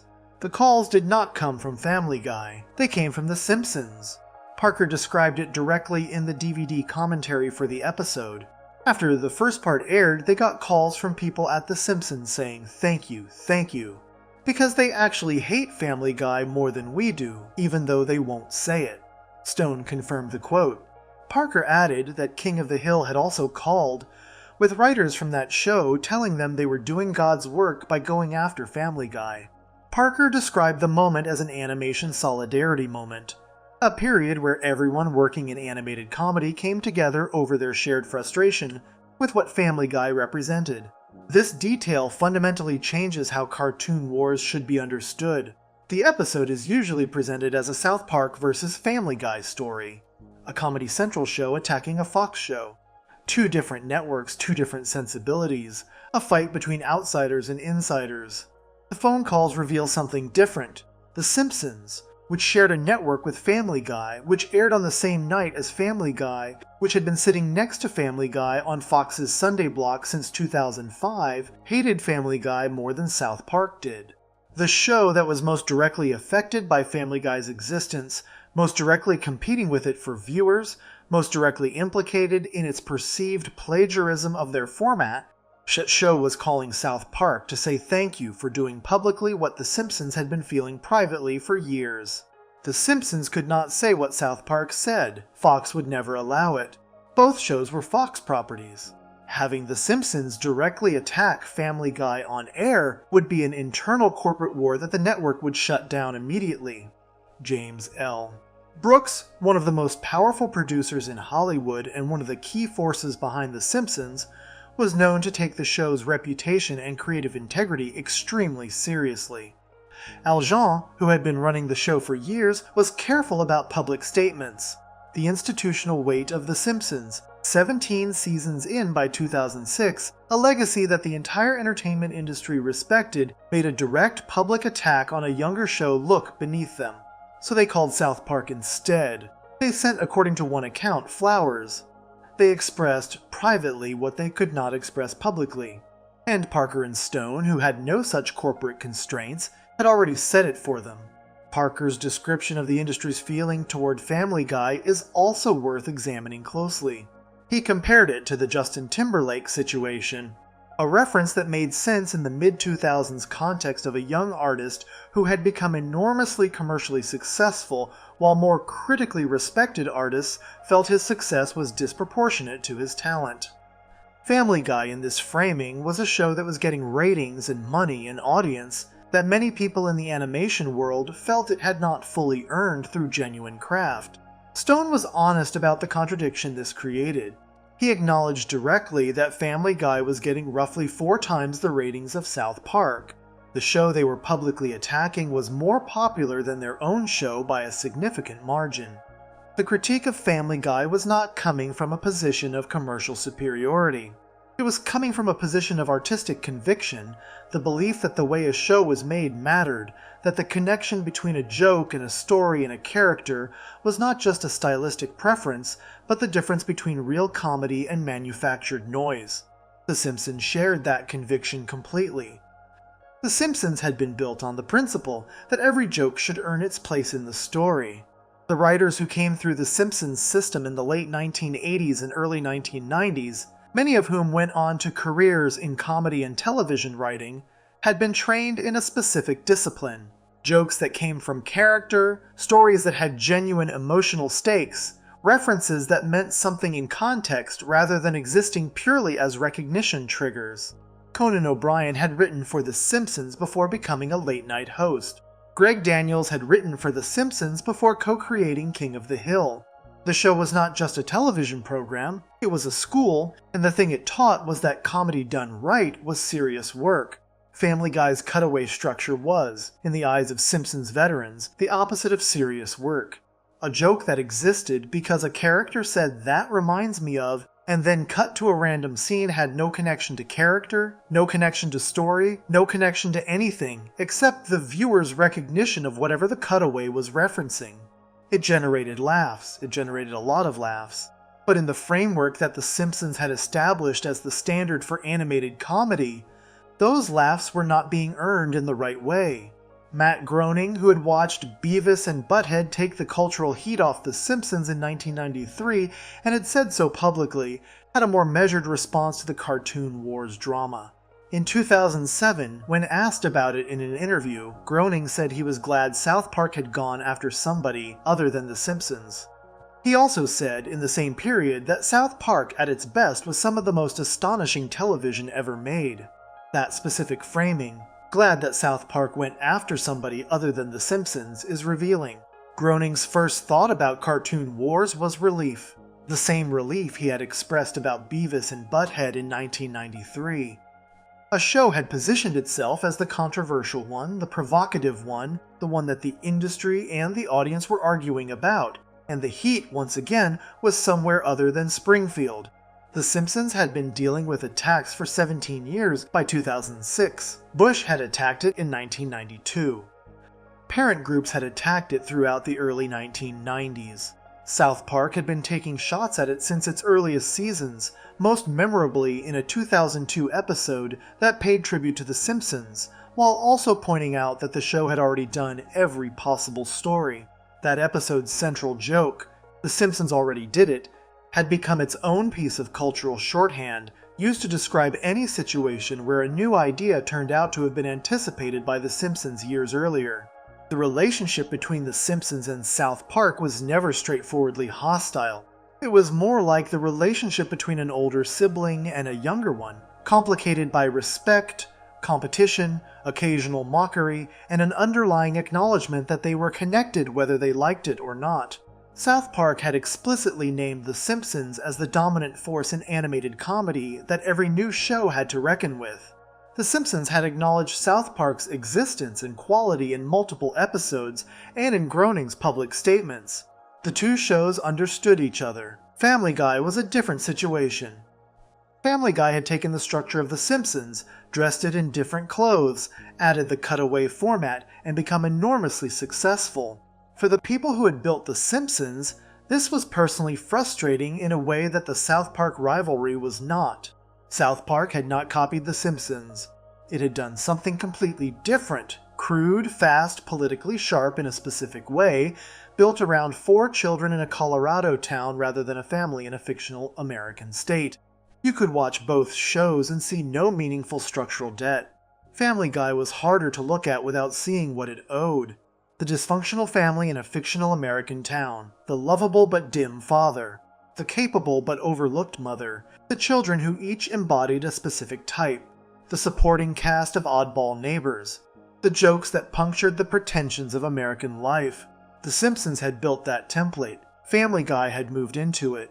When Cartoon Wars named this directly, when it used the specific image of comedy being assembled by accident rather than by design, it was saying something that The Simpsons had been feeling for years and could not say itself.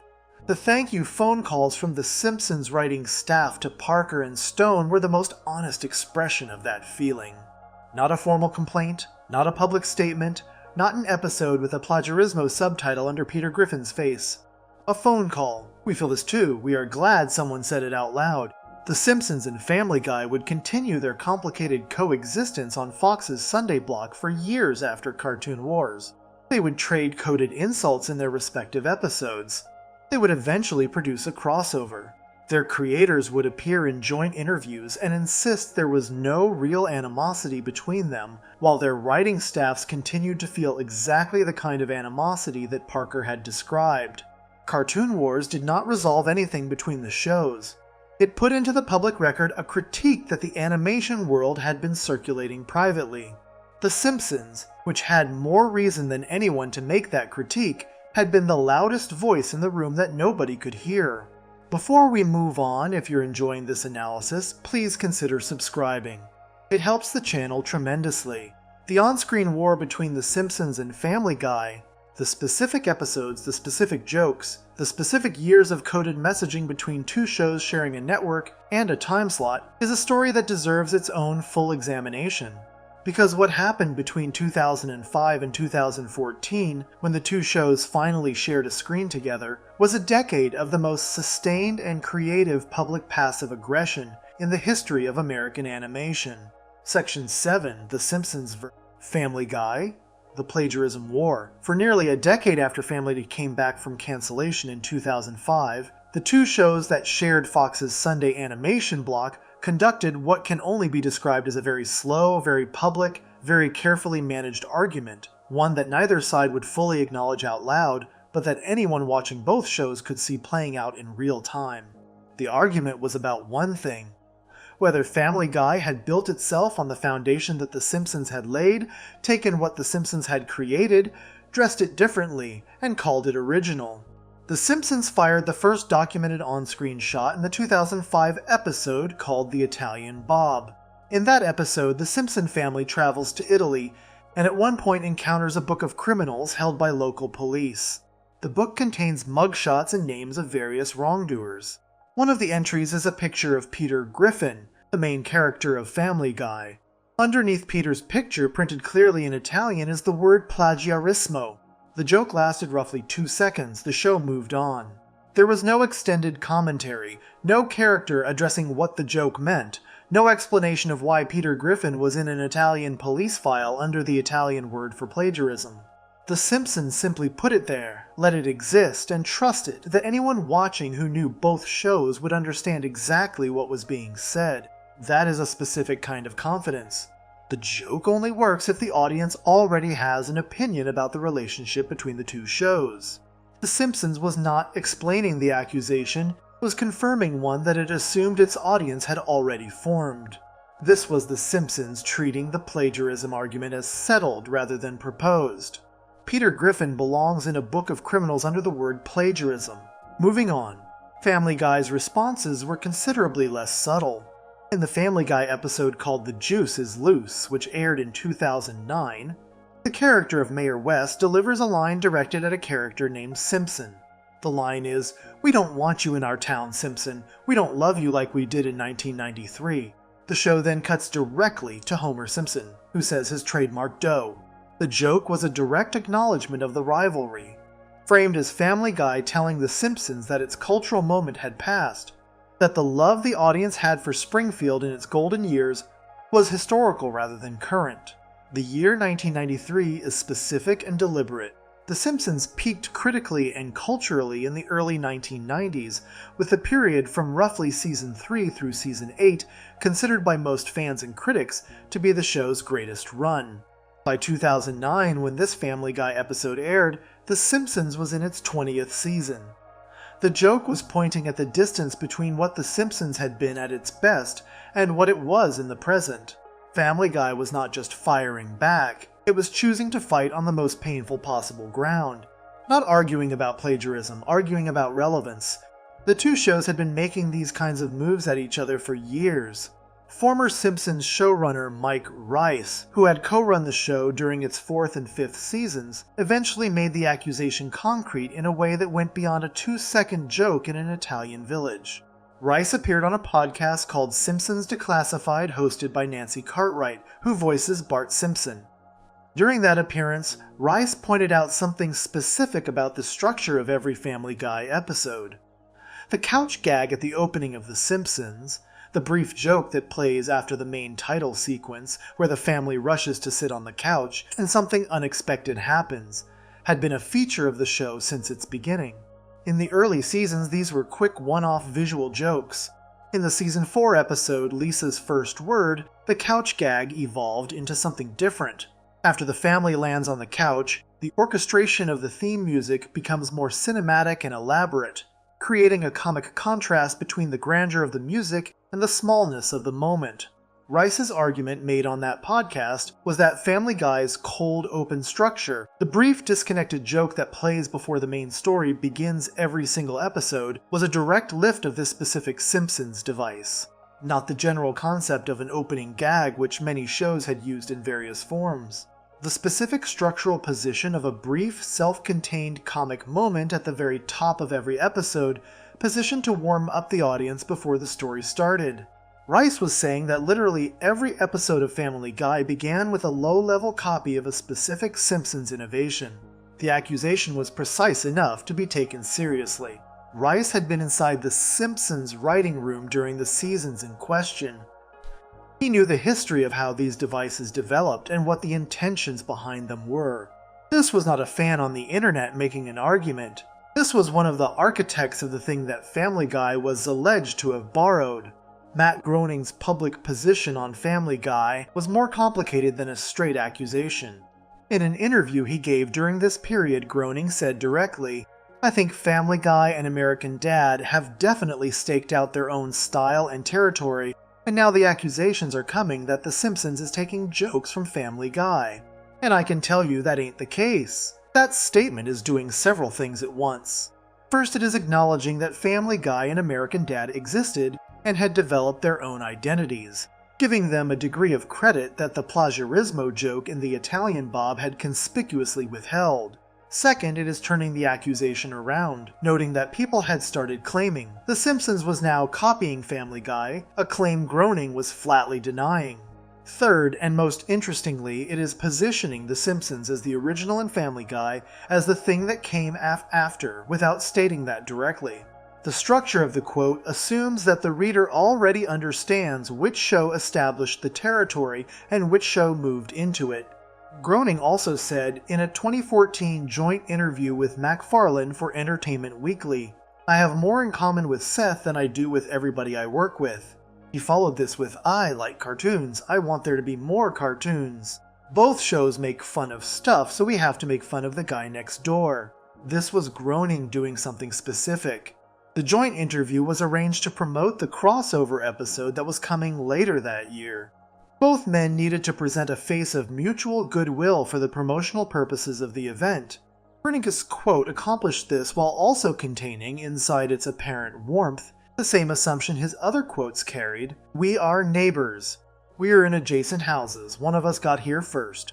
MacFarlane's public statements about The Simpsons during this period were consistently respectful in a way that Family Guy's episodes were not always consistent about. MacFarlane acknowledged The Simpsons as an influence. He had said explicitly that he drew inspiration from The Simpsons when developing Family Guy. He had never claimed that Family Guy was entirely original, or that it owed nothing to what came before it. The personal relationship between MacFarlane and Groening was, by all accounts of both men, genuinely friendly.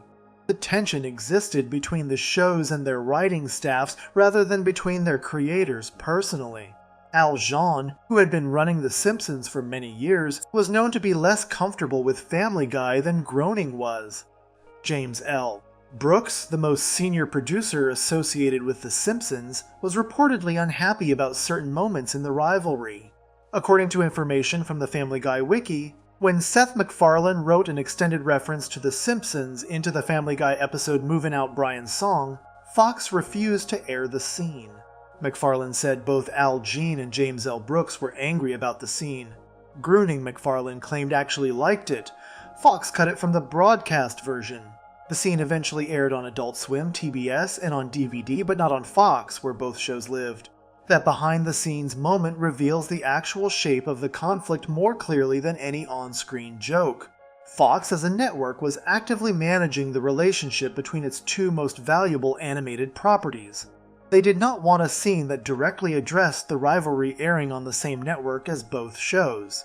The plagiarismo joke had been brief enough to pass. A full extended scene engaging with the relationship was too much. The network was not going to let its Sunday night animation block become publicly adversarial in a way that might affect the ratings or the advertising value of either property. The Simpsons had spent years making small, quick jokes at Family Guy's expense. The Italian Bob was one. There were others. Background gags, brief references, moments where the show's awareness of Family Guy surfaced and was immediately submerged again. The show was not going to commit to a full episode about the rivalry, was not going to do what South Park had done with Cartoon Wars, was not going to spend its runtime making a sustained argument. It was going to keep making brief pointed gestures, and then moving on, maintaining the posture of a show that was above caring too much, while making clear through those gestures that it cared considerably. Family Guy's approach was different. The 1993 joke in The Juice is Loose was not brief or subtle. It was a direct confrontation delivered through a character, using Homer Simpson himself as the punchline. Family Guy was willing to be more aggressive on screen because Family Guy had less to lose. The Simpsons' legacy was so established and so protected that any aggression from it looked disproportionate. Family Guy had the freedom of the younger, scrappier show. It could throw a punch without looking like a bully. What the decade of exchanges between 2005 and 2014 produced was a body of on-screen evidence that both shows were thinking about each other constantly, were aware of how their relationship was perceived by their audience, and were managing that awareness in different ways that reflected their different positions. The Simpsons managed it with restraint punctuated by precision. Family Guy managed it with directness punctuated by the occasional overreach. Both shows were also, during this same period, making some of the most watched television in their respective histories. Family Guy's revival seasons drew enormous audiences. The Simpsons, while significantly smaller in viewership than its early 1990s peak, remained one of the most consistently watched programs on Fox. The rivalry was not happening between a struggling show and a successful one. It was happening between two genuinely successful shows that existed in a permanent state of unresolved creative tension. The tension was never going to resolve itself through jokes and phone calls and DVD commentary. It needed a proper confrontation, a moment where both shows shared a screen and had to acknowledge each other directly and completely. Fox had been thinking about this for years. MacFarlane had been thinking about it. The crossover that would eventually bring the Griffins to Springfield had been discussed and planned and prepared for long enough that by the time it finally arrived in 2014, the anticipation from the audience had been building for nearly a decade. Before we move on, if you're enjoying this analysis, please consider subscribing. It helps the channel tremendously. What happened when the Griffins finally walked into Springfield, how the two shows handled the meeting, and what the 8-minute fight between Peter Griffin and Homer Simpson was actually about. That is where this goes next. Section 8. The Simpsons and Family Guy Crossover. The Simpsons Guy on September 28, 2014, Fox aired something that a significant portion of its animation audience had been waiting for, arguing about, and assuming would never actually happen. The Griffins went to Springfield. The episode was called The Simpsons Guy. It was technically a Family Guy episode, the season 13 premiere, the 232nd episode overall of that series. It ran for 44 minutes, making it double the length of a standard episode of either show. It aired on the same night as the season 26 premiere of The Simpsons, which meant that both shows were on Fox simultaneously on the same evening, each acknowledging the other's existence in a way that had never happened before in their shared 15-year history on the network. The idea had come from inside the Family Guy writing room. Richard Appel, a Family Guy executive producer who had previously been a writer on The Simpsons, suggested the crossover. The fact that the idea originated with someone who had worked on both shows is worth noting. Appel understood both properties from the inside. He had spent time in The Simpsons writing room during the show's peak creative years before moving to Family Guy. His suggestion was not the idea of an outsider proposing a gimmick. It was the idea of someone who understood what a genuine meeting between these two worlds would require and what it could produce. Fox announced the crossover in July 2013, more than a year before it aired. In May 2014, the network presented clips from the episode at their annual presentation to advertisers. The promotional build-up was substantial. This was not a surprise event, or a quiet experiment. Fox was treating it as a major television moment, which by the standards of animated programming it genuinely was. The plot of the episode begins in Quahog, Rhode Island, where the Griffins live. Peter publishes an offensive comic strip in the local newspaper, which turns the entire town against the family. Facing an angry mob, the Griffins get in their car and drive away from Quahog to wait for things to cool down. Their car is stolen while they are stopped in an unfamiliar town. Peter goes to the local convenience store, the Quickie Mart, to get help, and inside he encounters Homer Simpson. Homer, in the way that Homer does things, immediately offers to let the entire Griffin family stay at the Simpson house while they sort out the missing car situation. The episode then gives each set of characters a pairing.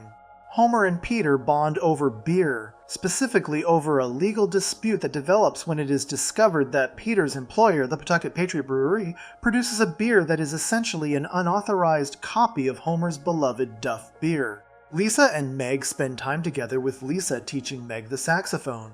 Bart and Stewie form a friendship built around pranks and mischief.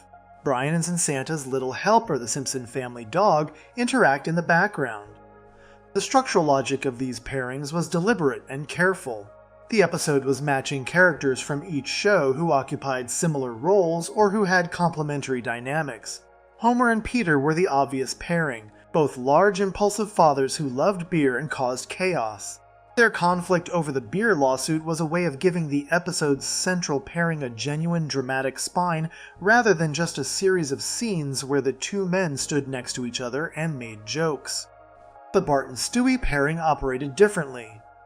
Both characters were associated with mischief and rebellion, but their versions of it were completely different in nature. Bart's mischief came from boredom and energy, and a refusal to accept authority. Stewie's came from a genuinely dark and calculated place. The character had been built around the premise of a baby with an adult intellect and violent ambitions. Putting them together created an interesting dynamic where Bart's more innocent troublemaking ran into Stewie's considerably more unsettling version of the same impulse. Stewie became fascinated by Bart's slingshot and traded his own mind control device for it. This was the episode using the specific artifacts associated with each character, Bart's slingshot and Stewie's futuristic gadgetry, as a way of representing the difference between the two shows. Bart's slingshot was a simple, physical, grounded thing. Stewie's mind control device was absurdist and science fiction inflected. The trade between them was the episode's way of acknowledging that these two characters, while superficially similar, came from shows with fundamentally different relationships to reality. The production of the episode required significant physical and technical work that went beyond what either show normally did. Supervising director Peter Shin, who had worked as a layout artist on The Simpsons before moving to Family Guy, spent considerable time adjusting the Griffin family's visual appearance to fit the Springfield environment. The specific change documented from the production was that the whites of the Griffin characters' eyes were dimmed so they would not look too bright against the Springfield color palette. The visual languages of the two shows were different enough that simply placing one show's characters into the other show's world created an immediate visual conflict that needed to be addressed frame by frame. The Simpsons creative staff's approach to the crossover was documented clearly. They told MacFarlane and his writers that they had complete freedom with the Simpsons characters. They could do anything they wanted. They should not pull any punches. The reason given for this openness was specific. The Simpsons staff did not consider The Simpsons Guy a crossover in the traditional sense. They considered it a Family Guy episode that happened to feature Simpsons characters, set entirely in Family Guy's universe, subject to Family Guy's rules, and therefore not bound by The Simpsons' continuity or canon. Springfield could appear in a Family Guy episode without that appearance creating any obligations or complications for The Simpsons as a series. This framing was both practical and revealing. Practical because it solved the obvious problem of two shows with different internal logics sharing a story. Revealing because it established clearly which show was the host and which was the guest. The Griffins came to Springfield. The Simpsons did not go to Quahog. The episode lived in Family Guy's narrative world even when the setting was Springfield. The Simpsons were visitors in their own home, which was being used as a location in someone else's story. Harry Shearer, who voiced multiple characters on The Simpsons including Mr. Burns, Ned Flanders, Principal Skinner, and others, did not reprise any of his characters for the crossover episode. Most of his characters appeared silently in the background. The one exception was a character named Lenny, who was voiced by an imitator. Shearer's absence was not explained publicly in detail, but his character's silence throughout the episode was visible to anyone who knew The Simpsons cast well. The show worked around it. The centerpiece of the episode was the fight between Peter Griffin and Homer Simpson.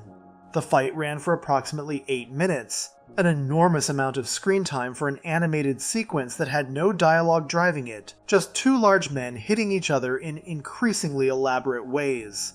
The fight was animated with considerably more detail and physical specificity than either show typically used for its action sequences. Peter Shin directed the sequence with the awareness that it would be the most closely watched piece of animation in the episode, and possibly in the history of either show's crossover discussions. The fight began over the beer lawsuit. Homer had been in court as a representative of the Springfield Brewery, with the case determining whether Pawtucket Patriot Ale was an unauthorized copy of Duff Beer. The judge ruled that Pawtucket Patriot was indeed a copy and ordered it shut down. Peter, furious, blamed Homer. Homer, confused and then defensive, responded. The physical conflict escalated in the way that both shows' humor escalated through increasingly absurd escalation that eventually consumed everything around it. The fight ending was the episode's most honest moment. After the extended battle, the two men are exhausted and damaged. Peter apologizes. Homer accepts the apology. The two men admit that they respect and admire each other. Homer and Peter then agree, and this is the line that the episode chose to end their storyline on, to keep their shows a half-hour apart with a pile of garbage between them. That line was the episode saying out loud what the previous decade of rivalry had been dancing around. The two shows would continue to coexist. They would stay in their separate half-hours. There would always be something between them, some distance, some separation, some pile of symbolic garbage that marked the boundary between Springfield and Quahog. The respect was real, the rivalry was real. Both things were true and neither canceled the other out. At the very back of the courtroom scene during the Duff Beer lawsuit, two figures appeared who were not characters from either show.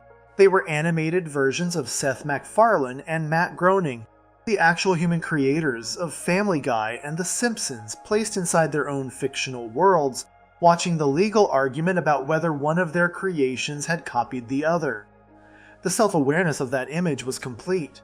The men who had been having the public-private argument about originality and influence for years were sitting in the back of the courtroom while animated versions of their characters argued it out in front of a judge. The episode received mixed reviews from critics. Some found the extended runtime and the specific jokes, including a scene involving a car wash and a rape joke that drew particular criticism, uneven. Fans of both shows generally responded more warmly than critics. The IMDb rating for the episode settled at 8.4 out of 10, which was a strong score for a crossover event that had to satisfy two different fan bases simultaneously. Richard Apple, who had suggested the crossover and executive produce the episode, was asked whether a sequel was planned. His answer was direct. There were no plans for another crossover. But he added, with the kind of humor that came from someone who had been in the animation business for a long time, that by the time The Simpsons reached season 43 and Family Guy reached season 27, someone standing in front of a blank writer's room board was going to ask what would happen if The Simpsons went to Quahog, and more heads would explode at Fox. The crossover existed as a Family Guy episode. It had a production code, it had a season number, it was counted in Family Guy's episode total. The Simpsons did not count it as one of their own episodes. The Simpsons had been in it, their characters had spoken and moved and been animated with care and given to another show's writers to use however they needed, but The Simpsons as a series did not own it, did not claim it, and did not count it. This asymmetry was the final expression of everything the rivalry had been about. Family Guy had come into being in a creative space that The Simpsons had defined.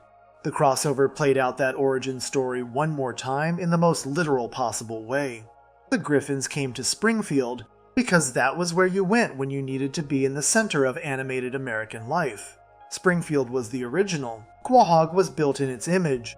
Homer and Peter had agreed, at the end of their fight, to respect each other and keep their distance. The pile of garbage between the two shows was the honest acknowledgement that neither could fully get past what they were to each other. Not enemies, not quite equals, connected by history and by the network they shared, and by the decade of coded insults and private thank you calls, and Italian police files. Before we move on, if you're enjoying this analysis, please consider subscribing. It helps the channel tremendously. The Simpsons and South Park never had a crossover. They never needed one. Their relationship was built on a different kind of mutual acknowledgement, one that played out over many years through small gestures and public statements, and the specific way each show referenced the other when it chose to. That relationship, and what it reveals about how The Simpsons understood its own place in the history of animated comedy, is where this story goes next. Section 9, The Simpsons vs. South Park. The Long Handshake South Park premiered on Comedy Central on August 13, 1997. The show was created by Trey Parker and Matt Stone, two friends from Colorado who had met at the University of Colorado Boulder and had been making crude, funny, offensive animated shorts together for years before anyone with money or a television network paid attention to them. The short that eventually became South Park was called The Spirit of Christmas, a 5-minute animated film featuring paper cutouts, style characters, crude language, and a fight between Jesus and Santa Claus over the true meaning of Christmas. It circulated on VHS tapes and early internet connections in the mid-1990s, and built enough of an underground following that Comedy Central decided to give Parker and Stone a series. The show that resulted followed 4 boys, Stan, Kyle, Cartman, and Kenny, in the small mountain town of South Park, Colorado. The animation was deliberately crude, built to look like construction paper cutouts moving around flat backgrounds. The humor was loud, gross, politically sharp, and willing to go after targets that most television comedy avoided entirely. The show was controversial from its first episode. It was also almost immediately a significant hit for Comedy Central. By the time South Park arrived in 1997, The Simpsons had been on the air for 8 years. It had already gone through its celebrated golden era, had already competed with The Cosby Show, had already traded words with a president, had already established itself as the most important animated show in American television history. South Park walked into a landscape that The Simpsons had created and defined. Parker and Stone knew this completely. They were not pretending to exist in a vacuum. They had watched The Simpsons, they admired it. They also knew that The Simpsons had, by the late 1990s, covered so much creative ground that any new animated comedy would inevitably find itself working in territory The Simpsons had already touched. This awareness became one of South Park's most self-aware running jokes.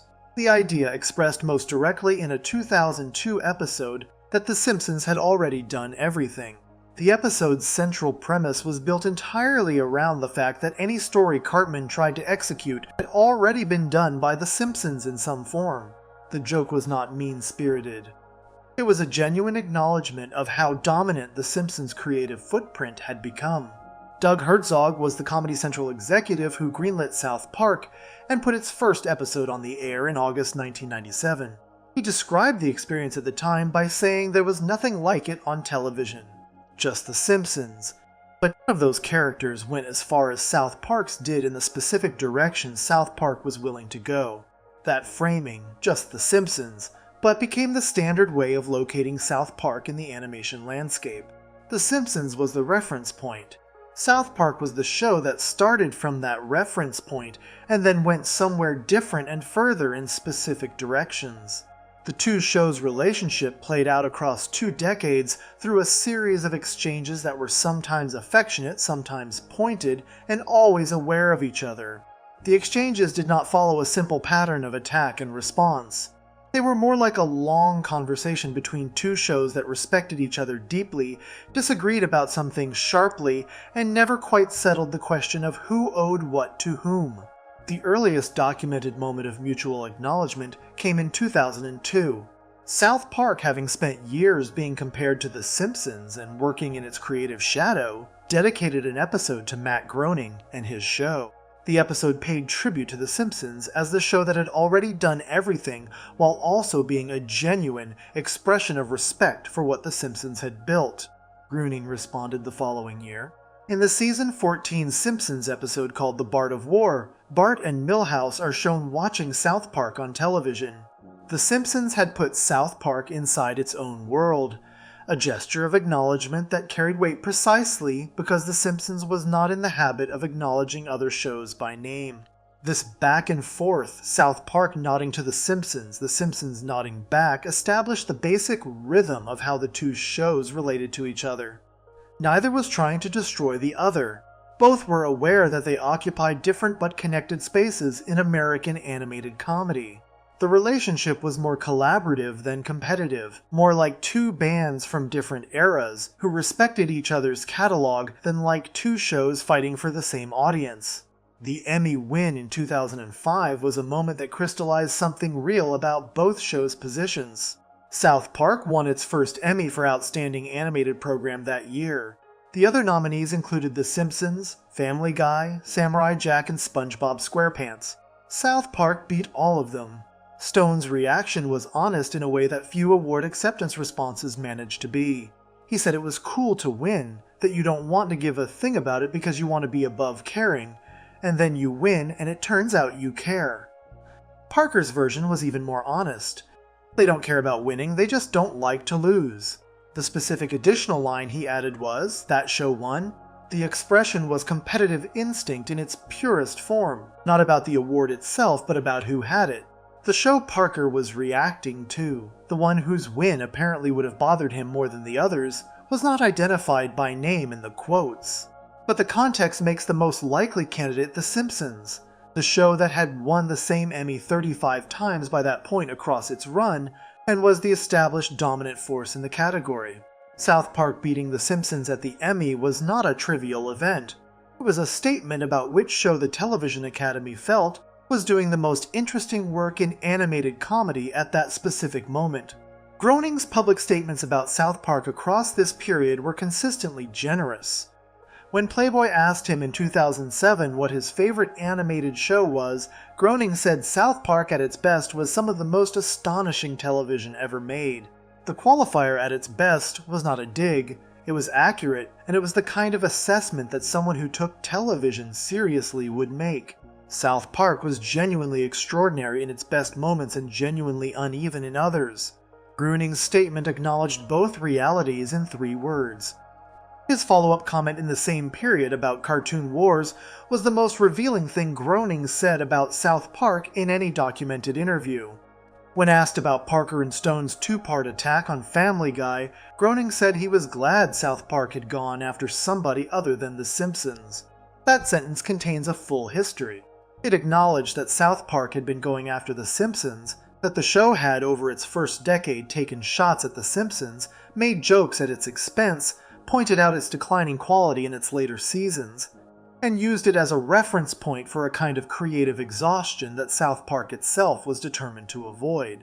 It acknowledged that Groening was aware of this and had feelings about it, and it expressed relief that Cartoon Wars had redirected South Park's critical energy toward Family Guy instead.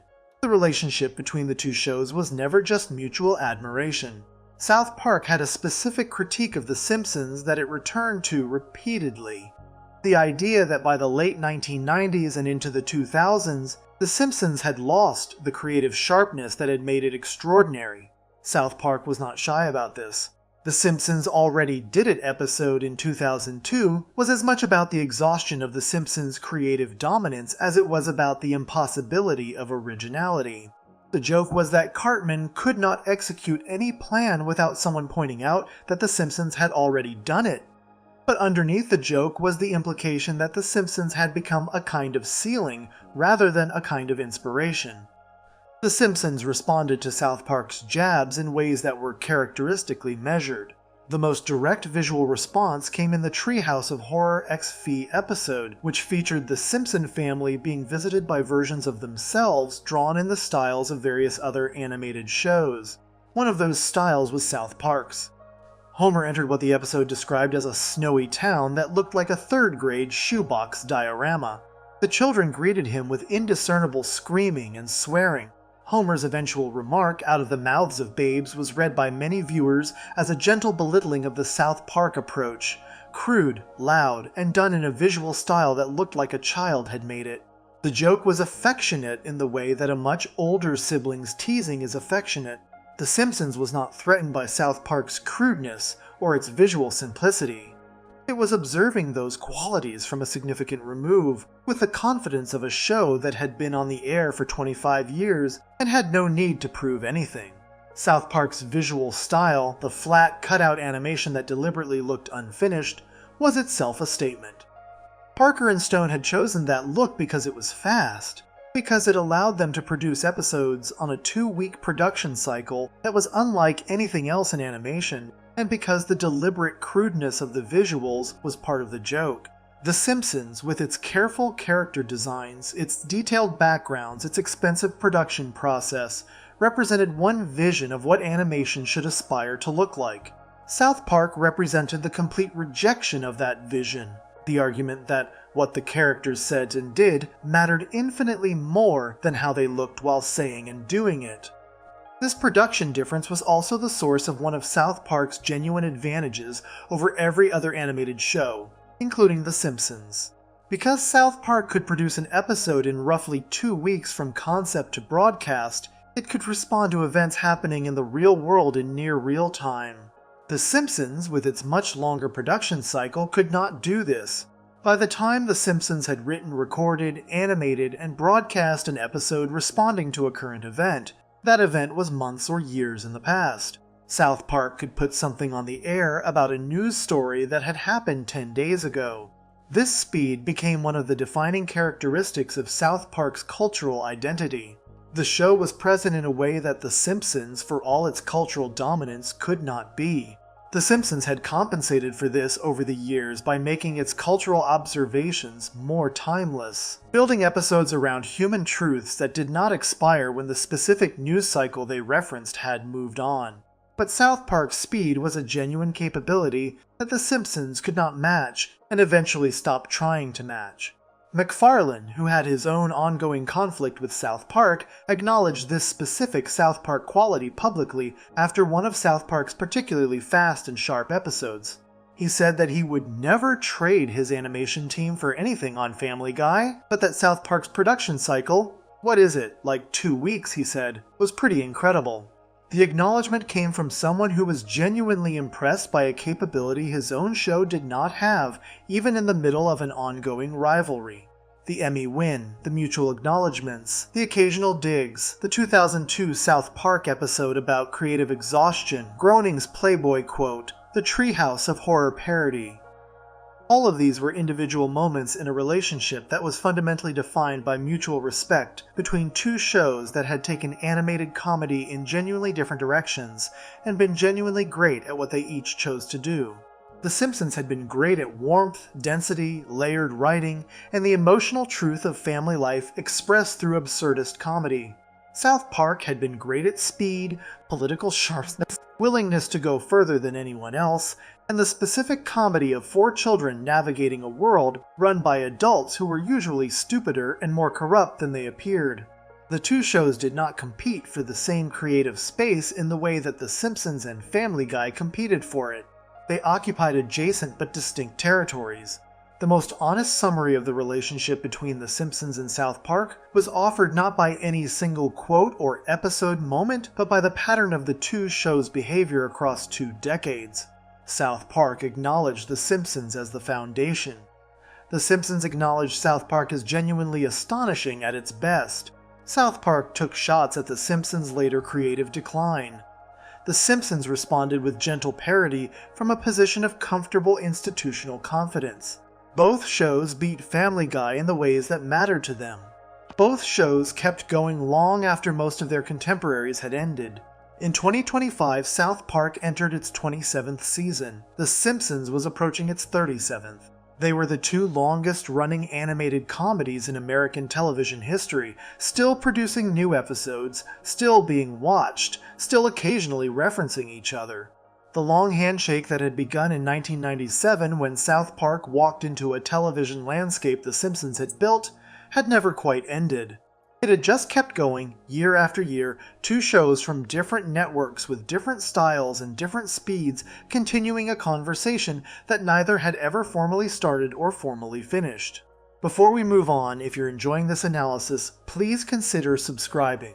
It helps the channel tremendously. The last major rivalry on this list is the strangest one of all, because it involves the same creator competing with himself, the man who made The Simpsons going back to the drawing board and building a second show that shared his visual style, some of his voice cast, and the same network, while insisting that the new show was more real than the one that had made him famous. That show was Futurama.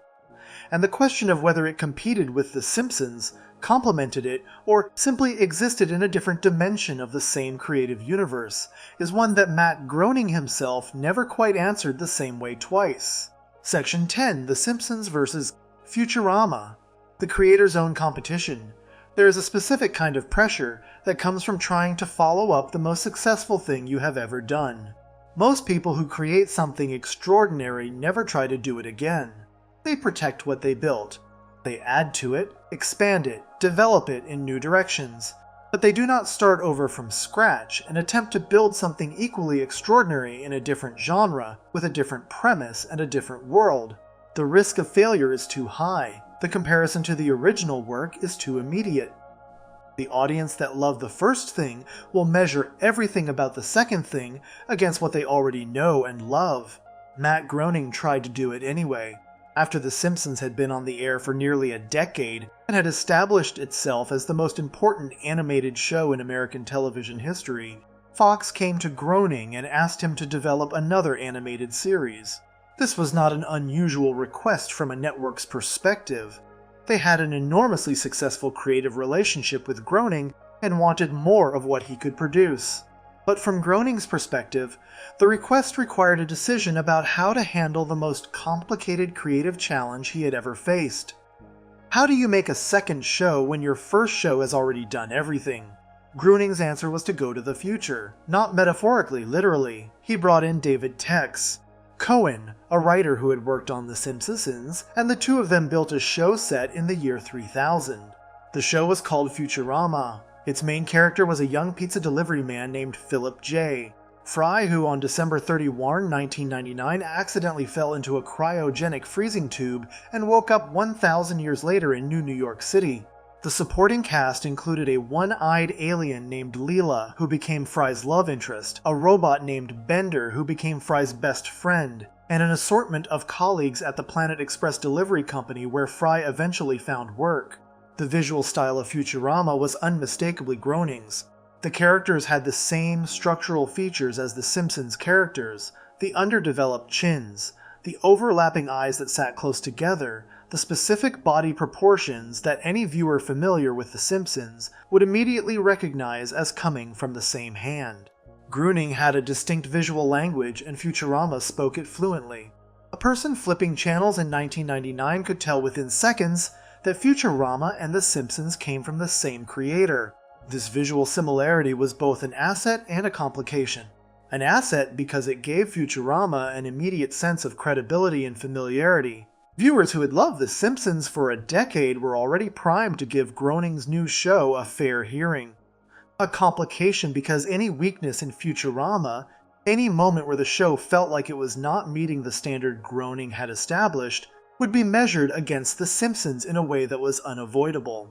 Futurama premiered on Fox on March 28, 1999, the same year Family Guy launched. Fox's 1999 Sunday animation block suddenly had 3 shows operating in it across different nights, all of them animated, all of them adult-oriented comedies, all of them competing for broadly similar audiences while being genuinely different from each other in premise and tone. The initial reception to Futurama was strong.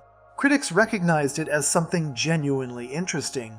A science fiction comedy that used its future setting to satirize the present in ways that a contemporary set show could not. The show could comment on corporate culture, government incompetence, environmental destruction, and the dehumanizing effects of technology by projecting those things 1,000 years forward and making them absurdly literal. A bureaucratic government agency in Futurama was not a vague satire of real institutions. It was a massive, deliberately inefficient organization where everything required a form to be filled out in triplicate and stamped by 17 different departments before anything could happen. The comedy came from the recognition that the future, despite all its technological advancement, had not solved any of the fundamental stupidities of human organization. The show also did something that The Simpsons had never done and was structurally incapable of doing. It took time seriously. The Simpsons existed in what television critics and fans called a floating timeline. Bart Simpson had been 10 years old since 1989 and would remain 10 years old indefinitely. Homer and Marge had met in the 1970s in some episodes and the 1980s in others. The ages and histories of the characters shifted to serve whatever story was being told in a given episode. This was not a flaw in The Simpsons. It was a deliberate choice that allowed the show to remain contemporary across decades of production. But it meant that The Simpsons could not have its characters grow, change, age, or develop in ways that accumulated over time. Futurama could and did. Characters changed, relationships developed. The romance between Fry and Leela was a genuine, ongoing story that moved forward across seasons and had a beginning, a middle, and eventually an end. Bender's character developed in ways that accumulated from episode to episode. The show had a memory in a way that The Simpsons, by design, did not. Groening articulated this difference directly in a 2013 interview with the Los Angeles Times. He said, "I always say that Futurama is real and The Simpsons is fiction." He expanded on this by explaining that The Simpsons was rooted in the conventions of old-fashioned sitcom storytelling, a world where nothing changed, where the characters reset at the end of every episode, where the family existed in a kind of permanent present that was defined by the show's earliest seasons and never moved beyond them. Futurama, by contrast, actually addressed the passage of time. Characters aged within the show's logic. Events had consequences that lasted. In that sense, Groening said, Futurama was more realistic. It behaved the way actual life behaved, where time moved forward and things that happened stayed happened. This was Groening making an interesting argument about his own work. He was not saying Futurama was better than The Simpsons. He was saying it was doing something different that The Simpsons could not do, and that the something different was, in a specific technical sense, more true to how the world actually worked. The Simpsons acknowledged Futurama's existence in a memorable way during one of Futurama's own episodes. In a sequence where Fry and other characters come across a pile of discarded items from the 1990s, the pile includes a stack of Bart Simpson dolls. This was a significant moment in the internal logic of both shows. If Bart Simpson dolls existed in the world of Futurama as pieces of 1990s nostalgia, it meant that The Simpsons in the universe of Futurama had been a television show. The characters of The Simpsons were fictional within the world of Futurama.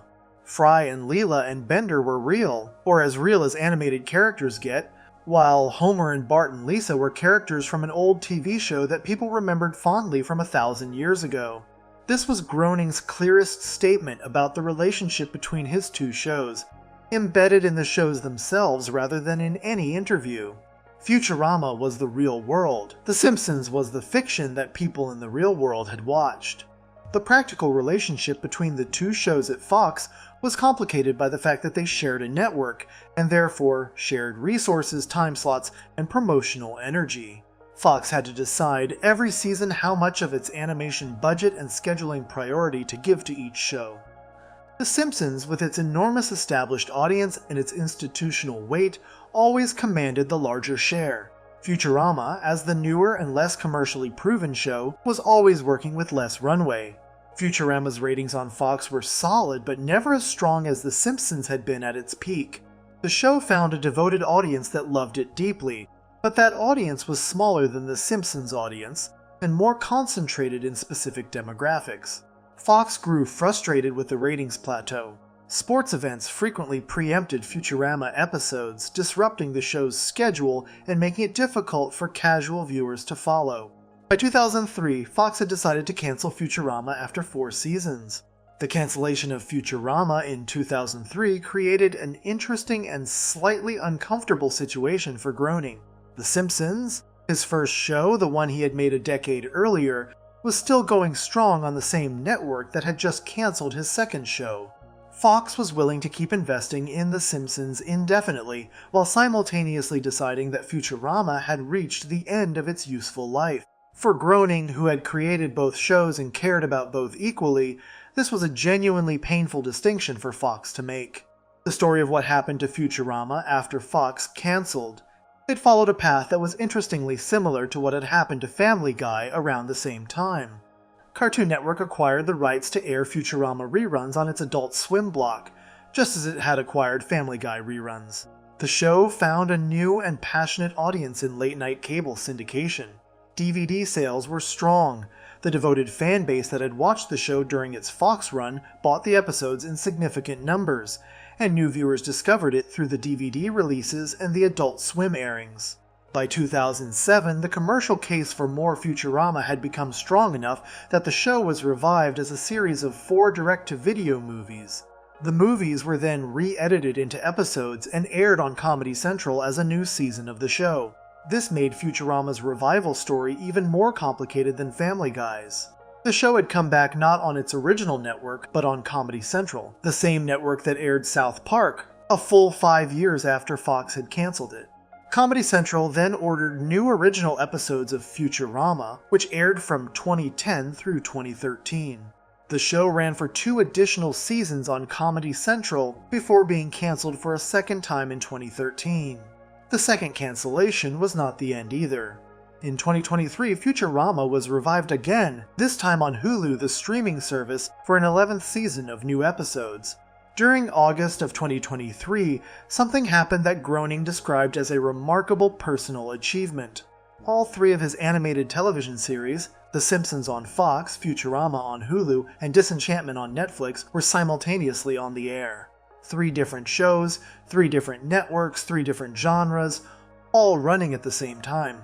The Simpsons was a contemporary family sitcom. Futurama was a science fiction comedy set 1,000 years in the future. Disenchantment was a fantasy comedy set in a medieval kingdom. The 3 shows shared a creator and a visual style, and very little else in terms of premise or setting. The achievement was brief. The Simpsons season ended before Disenchantment's 5th and final season, and Futurama's 11th season concluded, so the window of all 3 running simultaneously was narrow. But it happened. It represented something genuinely unusual in the history of American television. No other creator had built 3 separate animated series that ran concurrently on 3 separate networks. Groening's thinking about the relationship between Futurama and The Simpsons had also extended to the specific characters and how they related to each other. He was asked during interviews about which Futurama character was the equivalent of Homer Simpson, the assumption being that Fry, as the main character and the audience's entry point into the story, must be the Homer of Futurama. Groening disagreed with this. His position was that Bender, Fry's robot best friend, was the Homer of Futurama. Both Homer and Bender were lovable and reckless, both caused chaos wherever they went. Both were fundamentally selfish in ways that their situations repeatedly punished and their friendships repeatedly forgave. Fry, Groening felt, was a different kind of character, more innocent, more genuinely confused by the world around him, less driven by appetites and more driven by a simple desire to belong somewhere. The comparison reveals something about how Groening thought about what he had built across his career. He was not simply transposing the Simpsons formula into a new setting. He was building characters who occupied similar emotional and comic functions but expressed those functions differently because they existed in different worlds with different rules. Homer's recklessness was the recklessness of a man who had a family and a job and responsibilities that he kept failing to meet. Bender's recklessness was the recklessness of a being who technically had no obligations to anyone and chose to have them anyway because friendship, however much he denied valuing it, was the thing that gave his existence meaning. The early development of Futurama had also raised questions about how closely the new show resembled The Simpsons in ways beyond just the visual style. The original pitch for Futurama had included character designs that were significantly closer to The Simpsons characters than what eventually aired. The show went through a development process that deliberately pushed the visual language and character designs further away from The Simpsons aesthetic, while retaining the fundamental Groening style. The goal was to make Futurama recognizably Groening's work without making it look like The Simpsons in different costumes. This development process was documented and discussed in the animation community during the show's production. Groening and Cohen had been very conscious of the risk of making a show that looked too much like an extension of The Simpsons rather than a genuinely separate creative project. The future setting helped enormously. Spacecraft, robots, alien species, and futuristic cityscapes gave Futurama a visual vocabulary that The Simpsons simply did not have. But the character designs themselves required careful attention to find a version of Groening's style that was distinct enough to signal difference, whilst consistent enough to signal continuity. The result was a show that satisfied both requirements imperfectly but adequately. Futurama looked like Groening's work. It also looked different enough from The Simpsons that a viewer who knew both shows would not confuse them. The visual relationship between the two shows became something like a family resemblance. You could tell they were related, but you could also tell they were not the same person. What Futurama represented in the larger story of The Simpsons and its rivals was something unique among all the shows on this list. Every other rivalry described across these sections involved shows created by different people, coming from different perspectives, operating on different networks, or in different creative traditions. King of the Hill was Mike Judge's vision. South Park was Parker and Stone's. Family Guy was McFarlane's. Beavis and Butthead was Judge's again. These were all shows built by people who were not Matt Groening, responding to The Simpsons from the outside. Futurama was built by Groening himself from the inside, with full awareness of everything The Simpsons was and everything it was not. It was not an outside challenge to The Simpsons' dominance. It was an internal challenge that Groening issued to himself. A question about whether the things he had learned from building The Simpsons could be applied to build something genuinely different and genuinely great in a completely different genre. The answer, across 3 cancellations and 3 revivals, and more than 2 decades of on and off production, turned out to be yes. Futurama was not The Simpsons. It did not reach The Simpsons' cultural footprint or its audience size or its longevity without interruption. But it built something real and durable of its own. A devoted fanbase that refused to let the show die, a critical reputation that grew stronger in retrospect than it had been during the Fox years, and a specific emotional register that The Simpsons, for all its brilliance, could not fully replicate. Groening had made 2 extraordinary things. The Simpsons had changed what American television was allowed to be. Futurama had changed what animated science fiction comedy was allowed to be. The fact that the same person built both, that the competition was internal as much as external, that Groening was in some sense his own most important rival, made the Futurama story the strangest and most personal rivalry in this entire account. Every other show on this list competed with The Simpsons from the outside. Futurama competed with it from inside the same mind that created it. That is a different kind of rivalry entirely, and it is one that never produced a winner because it was never really a contest. It was one person trying to do two extraordinary things, succeeding at both, and spending 25 years being asked which one he liked better. He never quite gave a straight answer, which was probably the right call. Every show on this list tried to do something with The Simpsons. Some tried to beat it in the ratings. The Cosby Show almost did, and almost was enough to change American television forever. Some tried to replace it culturally.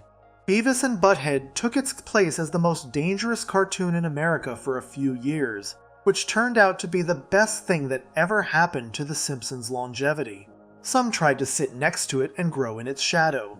King of the Hill briefly outperformed it on the same network on the same night, and still ended up cancelled while The Simpsons kept going. Some tried to copy its formula and build something commercially enormous from the same blueprints.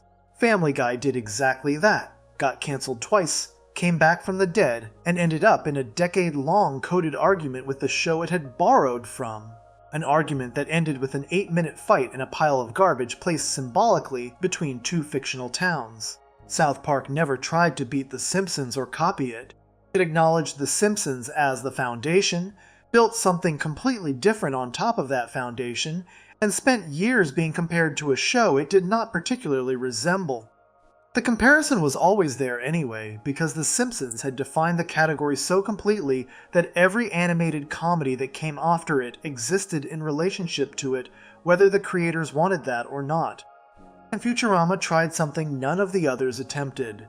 It tried to be a second great thing made by the same person who made the first great thing. It succeeded on its own terms, got cancelled 3 times, came back 3 times, and is still going. What all of these rivalries reveal, taken together, is not a story about competition. It is a story about one show being so genuinely extraordinary that its existence created the conditions for every other show that followed. The Simpsons did not just survive its rivals, it produced them. It made the space that they all moved into. Every show that challenged it, copied it, mocked it, beat it briefly in the ratings, called it to say thank you after someone else attacked a mutual enemy, or got cancelled while it kept going, all of them are part of the same story. The story of a cartoon family from a made-up town that changed what television was allowed to be and never stopped. If you enjoyed this video essay, make sure to subscribe. Thanks for watching, and I'll see you in the next one.